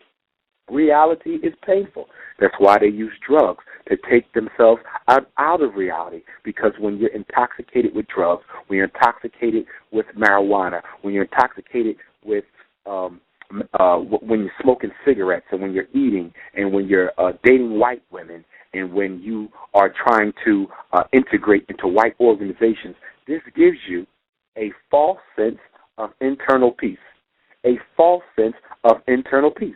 That's what an addiction comes from. An addiction is nothing more than an unhealthy, habitual coping pattern that keeps you from facing your problems. That's why black people love integration. We're addicted to integration. Why? Because by acting like white people want us, and by acting like we're citizens, and by acting like we belong to this country, it takes us away from the reality that we have never been integrated, we have never been amalgamated, we have never been accommodated, but sooner or later we will be exterminated. Illness is based on imaginary viewpoints, imaginary interpretations, imaginary perspectives on your life. The only way you can treat a mental illness is to make them see reality as they are, which means the only way we're going to successfully treat black people is to make them understand that the reality is they don't want you. And the reality is, if you don't do something for yourself, sooner or later, you won't be here. And it may be, and I'm not unwilling to critically look at this, it may be just a personal desire on my part to find a kind of soothing lotion so it doesn't feel so painful what it is that you're saying. So I'm not unwilling to look at that. But that was Dr. Eddie Moore Jr., founder of the White Privilege Conference, a black male admitted victim of white supremacy and married to an admitted racist white supremacist. A really sad example of that split consciousness, ostensibly working against racism with the White Privilege Conference, married to an admitted racist white supremacist. Soothing lotion. Person who called in, 818, your line is open, 818. Hi, Gus. I'm sorry I'm laughing because when you said soothing lotion, I just imagined a bottle of lotion with a picture of a tragic arrangement on the front of it. I'm sorry.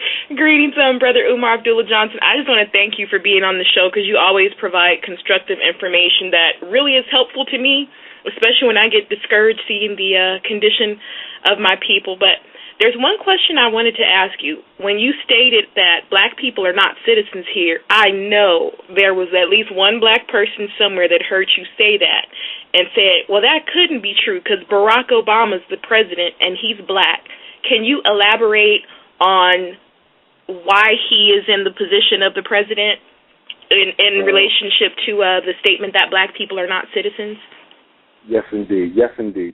One of the biggest mistakes that we make as African people is sometimes we confuse the strategies with the goals.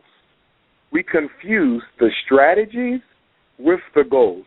For example, we have a lot of black people who are mayors of cities all across this country. But who still controls the city? White supremacy. We have a lot of black people who are state representatives and state senators, and we've even had some governors. But who still controls the state? White supremacy. We've had a lot of black people who have been U.S. reps and U.S. congresspersons, but who still controls the nation? White supremacy. We've had black people on the Supreme Court bench.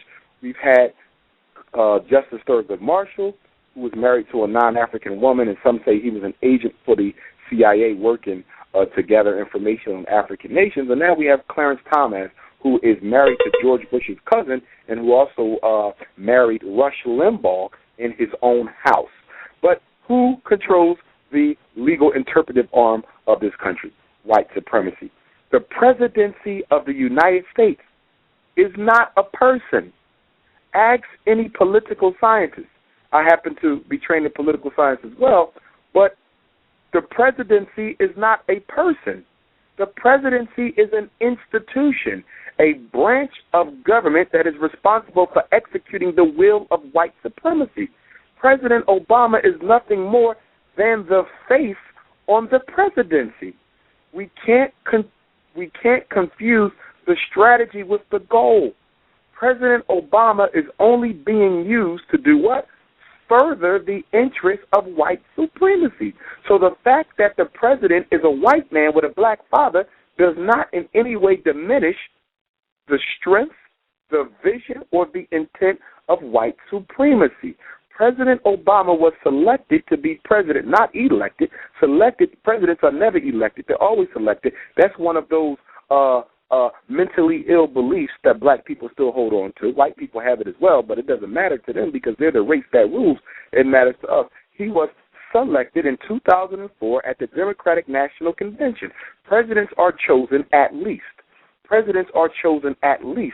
4 years in advance. And the reason they chose President Obama, who has been a project of the Rockefellers since he was an undergraduate student, okay, the reason he was chosen to be president is because the United States of America, white supremacy, is at a crossroads right now. A lot of second and third world nations are losing the respect and fear that they once had for this country. They are losing it. After America lost the Vietnam War, they call it a conflict only because they don't like to admit that they lost wars, so they rather call it the Vietnam conflict. They lost that. After they lost the war with Somalia, but they call it the Somali conflict. They lost that. After taking so long to topple Iraq and Afghanistan, other nations around the earth were watching them. Russia was looking at them saying, you don't look so tough. China was looking at them. North Korea was looking at them. You don't look so tough. India was looking at them. You don't look so tough. Iran is looking at them. You don't look so tough. Cuba is looking at them. You don't look so tough. Remember, as the Honorable Marcus Messiah Garvey said, the whole world is run on bluff. White people maintain their power because they are able to force and influence you to maintain their definition of reality.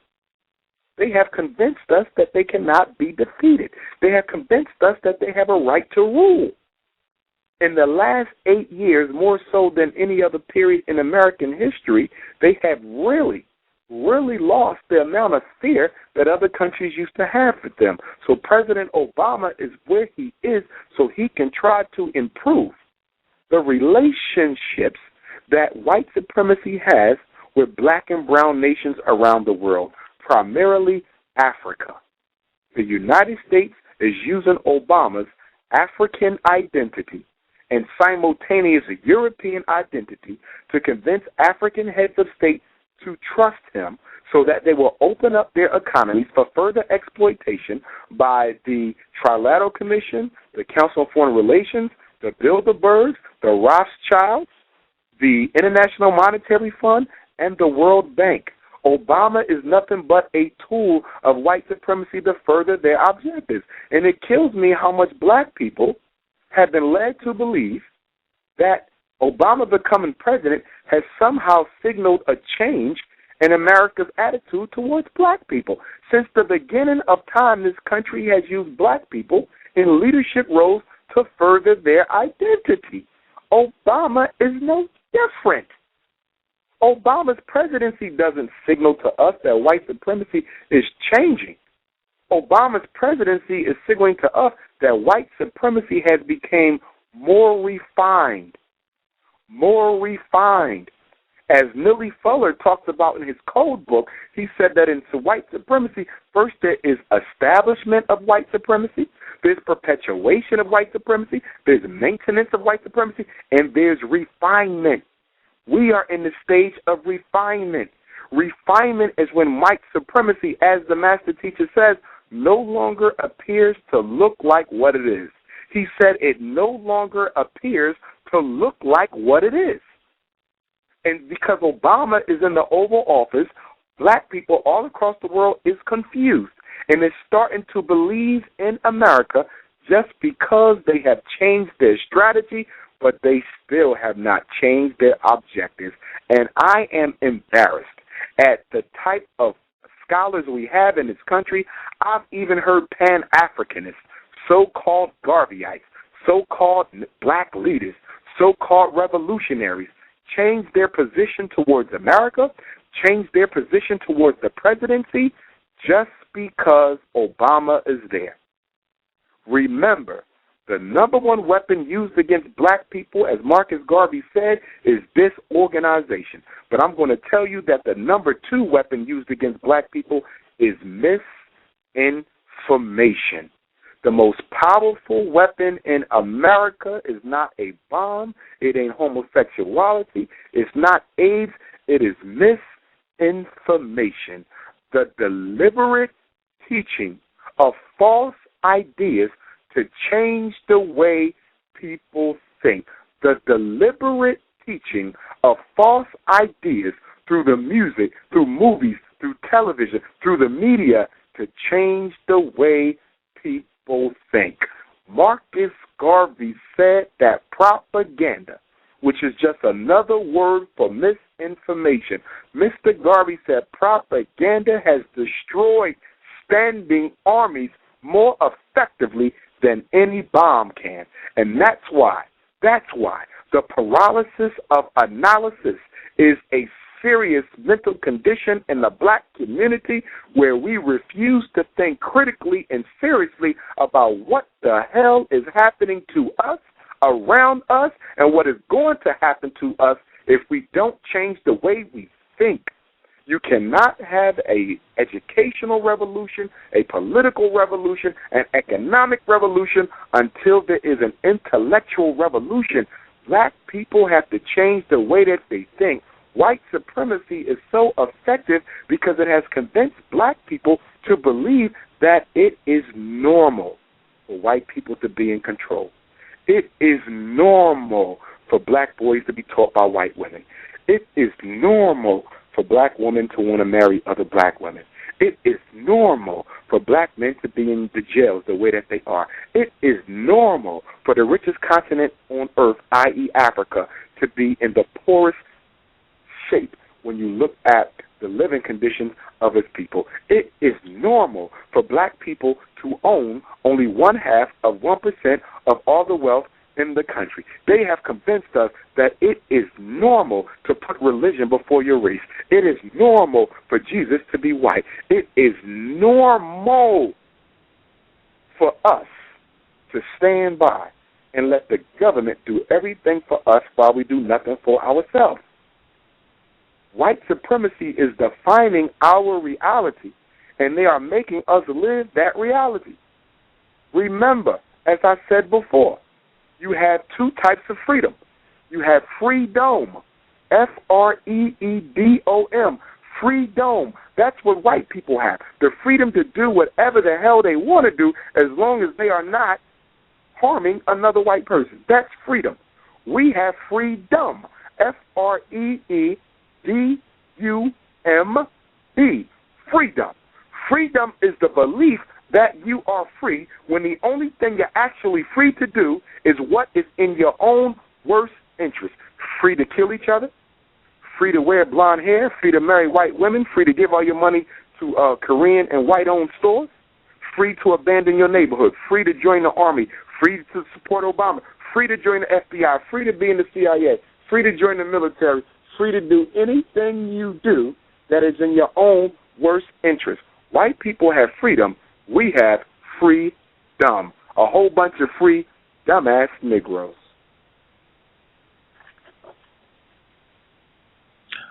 Suffering from mental illness. Wow. What is it? Psychologically engineered self-destructive behaviors. Wow. The gentleman that called in from a block number, your line is open. Did you have a question, sir?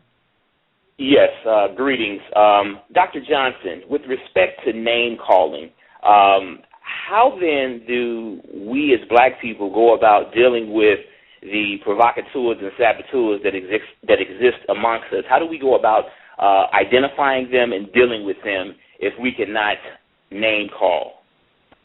Two things. Name calling isn't beneficial ever and at all. But identifying agents is something totally different. See, to call somebody out of their name, okay, isn't doing anything but generating negative energy. Now, if you identify that person as an agent that's working against the best interest of the community, that's still going to generate negative energy, okay? But people are going to understand that what you are doing is pointing out somebody who everybody needs to know is not working on behalf of the race. So name calling is totally reactionary. You're just going to piss somebody off. But if you're identifying that Umar Johnson is working against the best interest of the race, and this is how I know, that's something totally different. Is that going to piss off the race trader? Of course it is. But people are going to understand what you're doing and why you're doing it because you're trying to protect your race. Our problem is that we will name call or identify people we believe are agents, consciously or unconsciously, officially or unofficially, without any proof. We have to realize we are dealing with a group of people who have been engineered to self-destruct.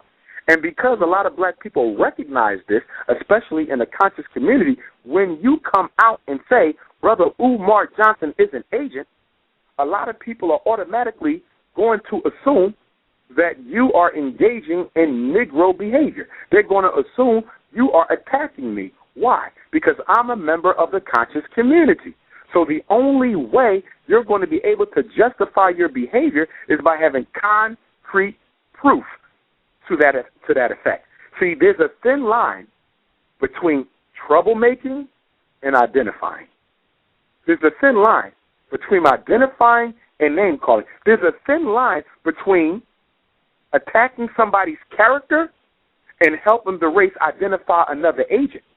If you identify someone who you believe to be an agent provocateur and you have no proof, you look like you're doing nothing but assassinating somebody's character, which is something that a lot of jealous Negroes do. They assassinate the character of other black people of whom they are envious or jealous. So you say, how do we deal with this? Very carefully, my brother, because as I said earlier, anything you do should only be done after you have considered whether it will be of any benefit. Will it be of any benefit? If it's not going to be of any benefit, you should not do it. Let me give you a good example. A lot of our national leaders are held in high respect. Most of them have enough money, power, and influence to convince black people that they are sincere and that they are true freedom fighters. Now, you may have information that's totally contrary to that. But guess what? Because you have so many black people who believe in them, and even if they had your information, it would not make a difference to them one way or another because they are brainwashed, then I don't really know what the benefit is of you coming out with that information, which is why you need to pick and choose who you give the information to. If you have information that proves that somebody is an agent, you want to give that to Brother Gus because Brother Gus knows how to use it. You can give it to Brother Umar because I know how to use it. But to give that type of critical information to a group of Negroes, it's going to explode in your face because they don't know how to use it. They don't know how to critically analyze. We have a paralysis of analysis. You know what they're going to do? Let me tell you what they're going to do, brother. They're going to take the information you gave them, and guess who they're going to give it to? The same person who you're trying to protect them from, and they're going to become an agent working for the person you're trying to protect them from against you. We are dealing with mentally ill people. So whenever you're asking yourself, should I or shouldn't I want you to imagine yourself as a doctor in a psychiatric hospital surrounded by mentally ill people. And I want you to ask yourself, would I do this in a mentally ill hospital? If I'm a doctor or a nurse or a patient or a social worker in a mentally ill hospital, would I give one of these mentally ill people information about another mentally ill person who they think is their leader? What good is going to come from it? They're mentally ill, so they don't think logically, they think illogically. You know what they're going to do in the mental hospital? They're going to do what all sick people do. They're going to take the information that was supposed to be used to their benefit and use it to their detriment. They're going to turn you into the person you're trying to expose, and they're going to work against you and probably try to get you assassinated. I'm telling you that based on my research and experience, I have learned that when I come across information that proves that somebody is an agent of the race, but that person is held in high self-esteem, I share that information selectively with certain people. And sometimes I don't share it at all. You want to know why? Because black people don't do nothing but talk, talk, talk. Not only do we have a paralysis of analysis, we have a paralysis of activity. There is no institution building going on anywhere in the African world. All we do is talk. That's all we do. So if I know I'm dealing with a bunch of people who don't want to do anything, what good is going to come from me giving them information about a race traitor? They're not going to do anything with it because they're not doing anything without it. And what's going to happen is they're going to end up labeling you a troublemaker. You know you sincere. You know you're doing the right thing. You know black people believe in this person and they ain't doing nothing but selling them out, whether it's the national level, international, state, or local. We all know people who black people believe in, trust, they love. And we all got facts on these people. But guess what? If you give those people those facts, they will be used against you because you're giving sick people who do not want to accept the truth. You're trying to prove to them what the truth is. They don't want that. If I'm a drug addict and I'm using crack cocaine, I know crack cocaine is killing me, brother. I know it's no good for me. But you coming into my house, taking away my crack, flushing it down the toilet, you know what that's going to do? That's going to make me kill you. Now, you're doing it because you love me. I'm your brother. And you see I'm doing nothing but carrying myself to an early grave. But I'm sick, brother. So if you come in my house and take away my crack pipe and take away my drugs, I will kill you. Because this drug is the only way I'm able to get by. I do not have the discipline, the dedication, the control, or the willingness, the willpower to face my pain and fix my life. The only reason why I'm on the drugs in the first place is because I have unresolved personal issues that I don't have the dedication to fix. You can't make me do something I don't want to do. Just like you can't take reliable information about a race traitor and give it to black people. They don't want the truth. A definition of mental illness, a traditional definition of mental illness, is a total dislocation from reality. Mentally ill people don't want the truth. They're trying to get away from it. They know their megachurch minister don't mean them any good. They know the megachurch minister ain't doing nothing in the neighborhood. They know these national black leaders ain't doing nothing but pimping us. They know this, but they don't care. They love living in an imaginary world because as long as they accept the lies as truth, they never got to get off their ass and do anything. Why do you think religions are so popular in the black community? It ain't because we're so spiritual. Yes, we're spiritual people, but that ain't why religion is popular. You want to know why religion and religious nationalist groups are so popular? Because they only ask two things of the membership. Religious groups and religious nationalist groups only ask two things of their membership. Give me your loyalty and give me your money. That's it. You don't have to roll up your sleeves. You ain't got to think. You ain't got to come out and work. You ain't got to build no institutions. The only thing you got to do to be associated with this well-respected Negro group is to show up and give me your money. That's all I ask of you. Look at every religious group in history. All you got to do is believe. You don't have to achieve. Just believe. But when you talk about Pan-Africanism, when you talk about true nationalism, you're talking about work.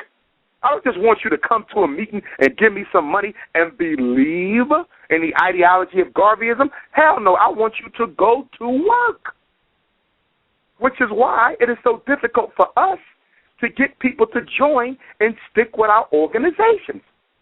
Why does a Negro who suffers from racial inferiority disease want to join an organization that's telling him the only way he's going to fix his problems is to work? Isn't it a lot easier to go across the street to the mega church and they're telling you that your problems are going to get fixed anyway just by believing and giving your money? Think about that now.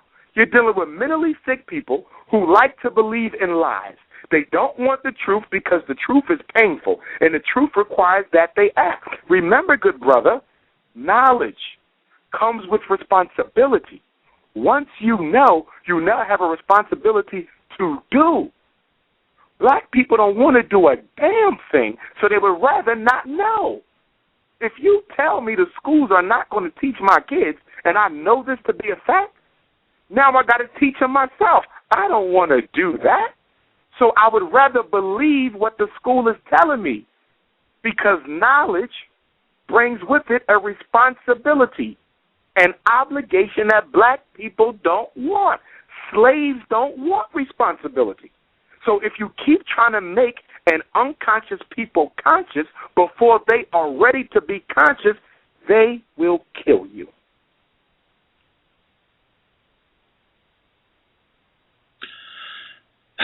Context of white supremacy.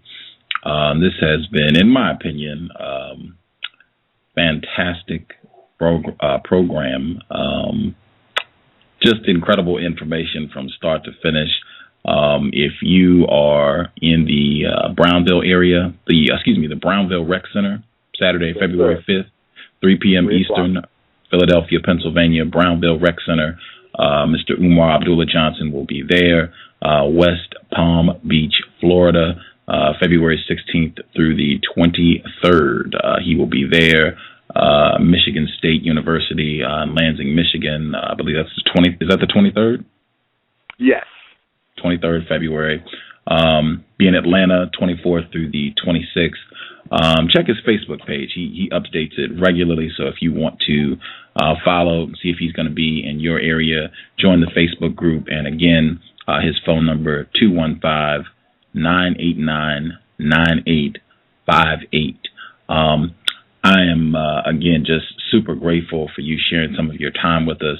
Before we wrap things up, I want you to get the opportunity. Anything you would like to say to close the program out, please feel free, sir. Yes, indeed. Yes, indeed. Yes, indeed. This coming summer, I want to take a contingency of Africans to Africa.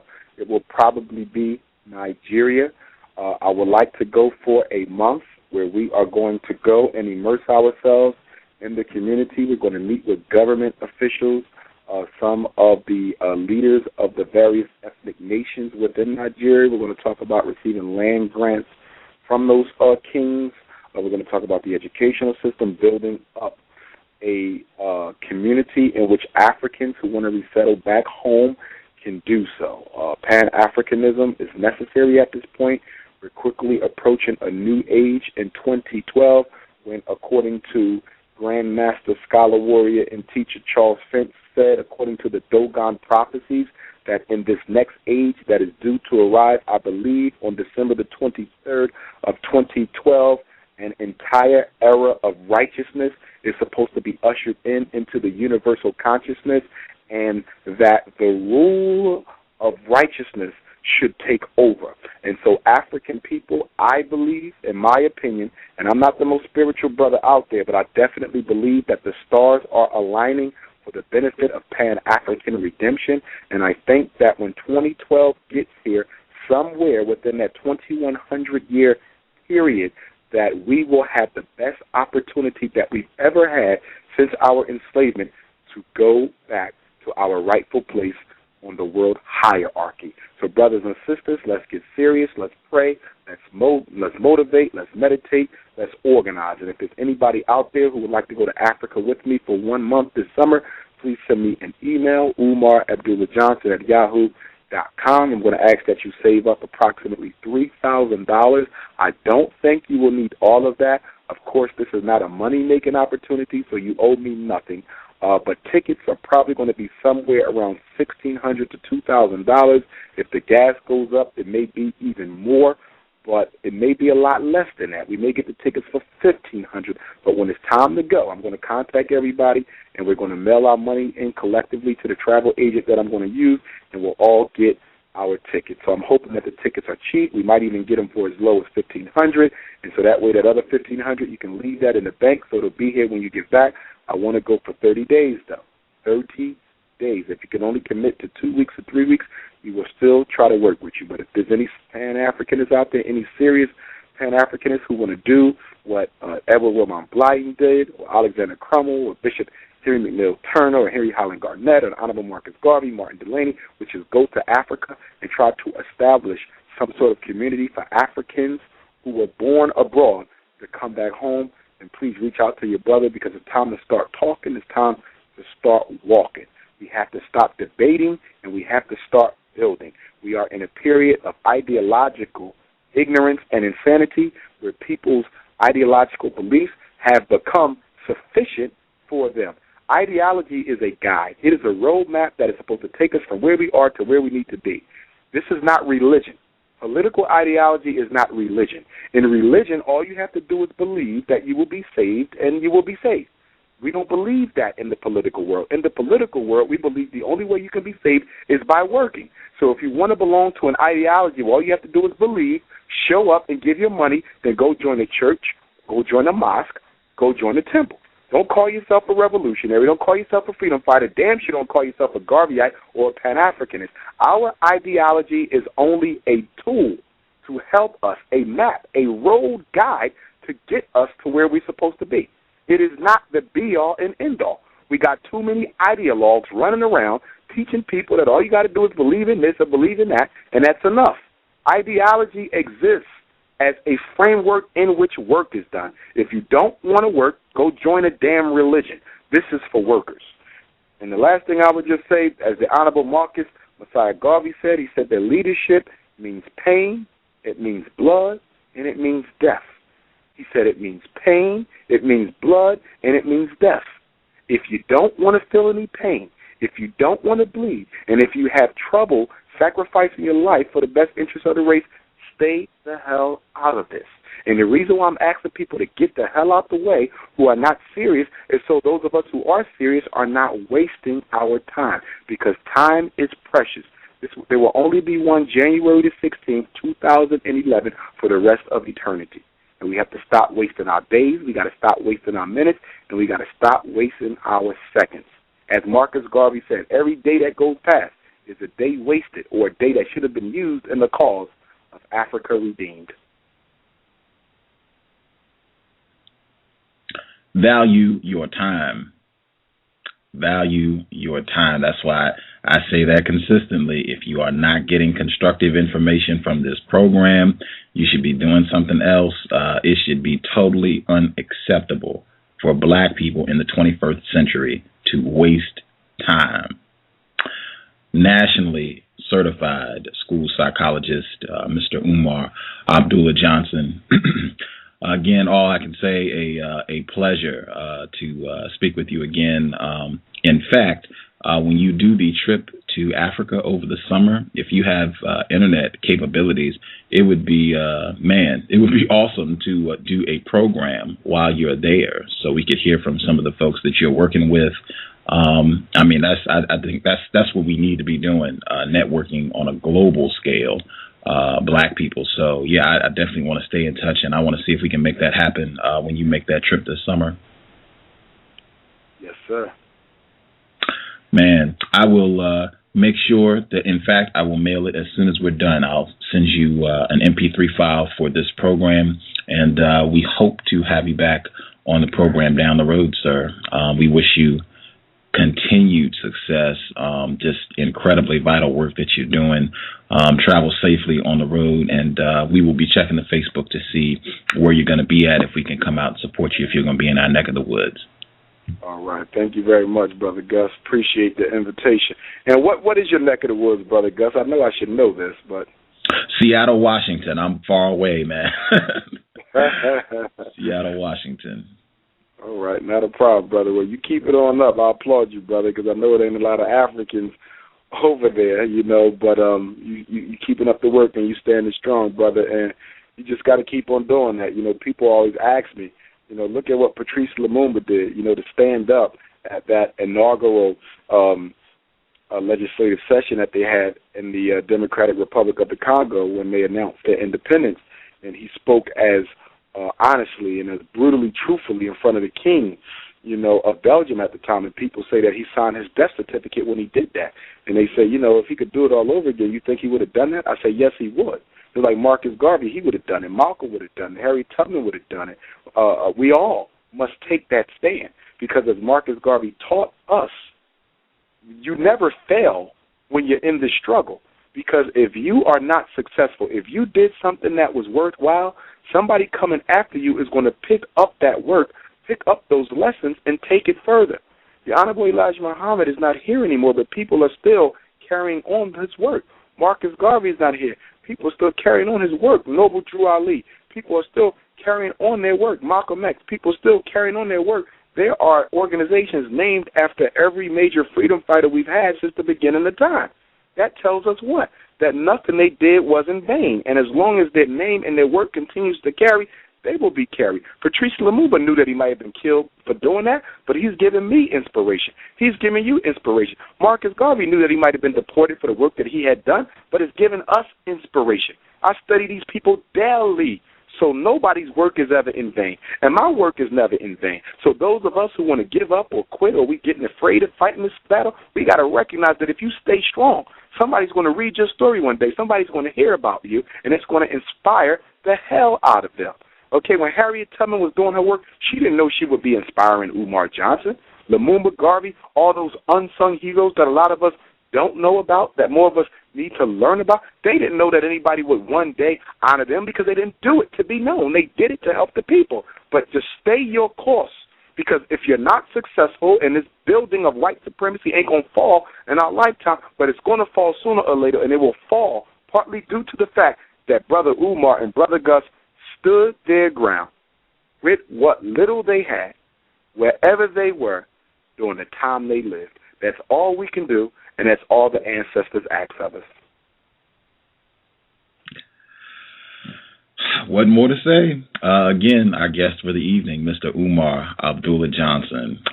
We again just privileged to hear from you this evening, and we will definitely be in touch about having you back on the program, and just wish you all the best. If there's anything we can do to support your efforts, please let us know. Will do. Outstanding. Our guest, Mr. Umar Abdullah Johnson, has been a fantastic broadcast. We will be in touch with you soon, sir. All right. Peace and blessings. Yes, sir. Good evening. Umar Abdullah Johnson, Context of White Supremacy.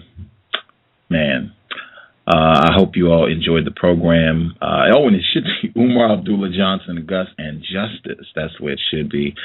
Justice, her email address, justice.asap@yahoo.com. Again, her email address is justice.asap@yahoo.com. Her blog address is justdojustice.blogspot.com. Again, it is justdojustice.blogspot.com. You can go to her page.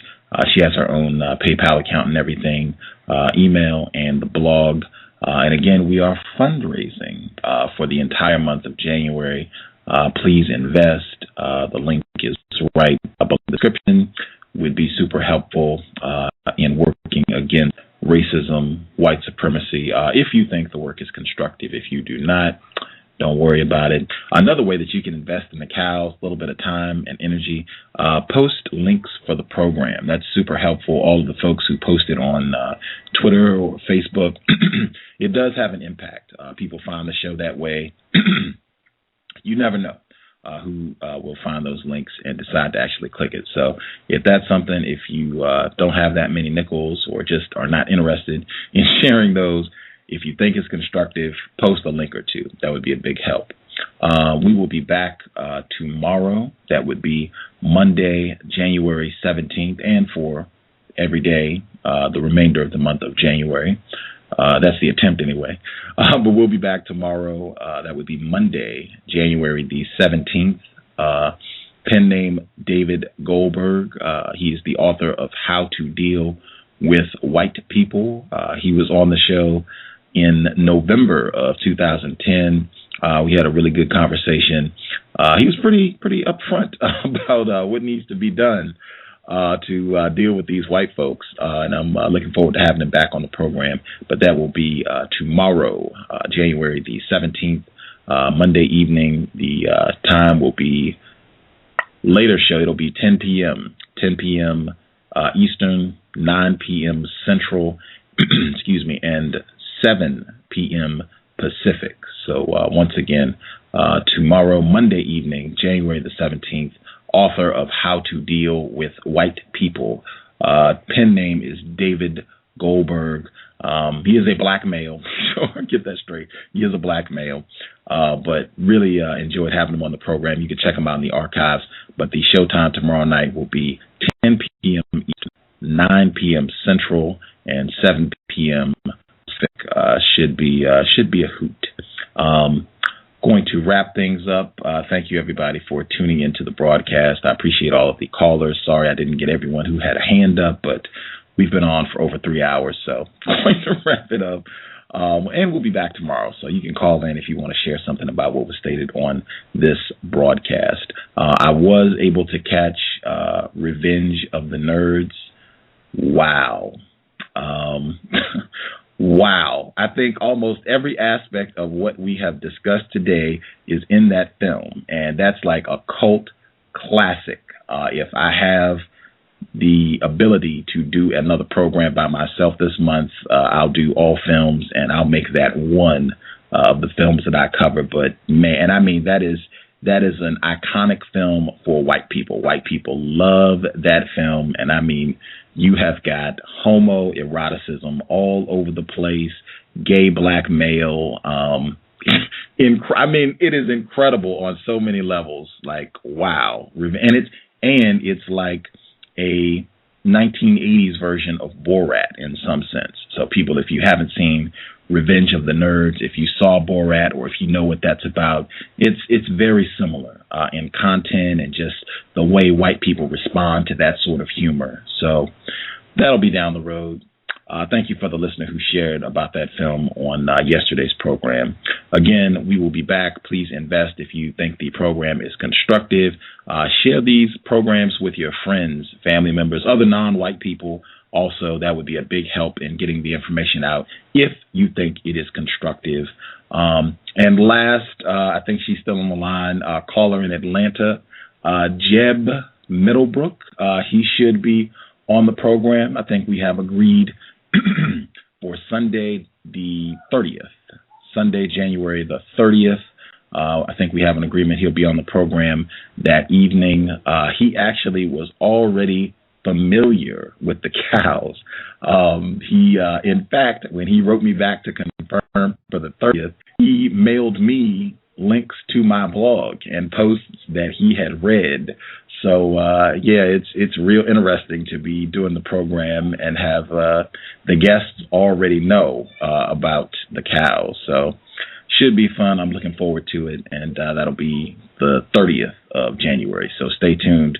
Hopefully we'll be constructive between now and then. Context of White Supremacy signing out. Replace white supremacy with justice immediately, and I will play Mr. Williams' commercial as we sign out. Is racism hurting you? On issues of race, are you unable to speak, think, and act with clarity and confidence? Are you tired of laughing when nothing is funny, smiling when you are not happy, agreeing when you really disagree?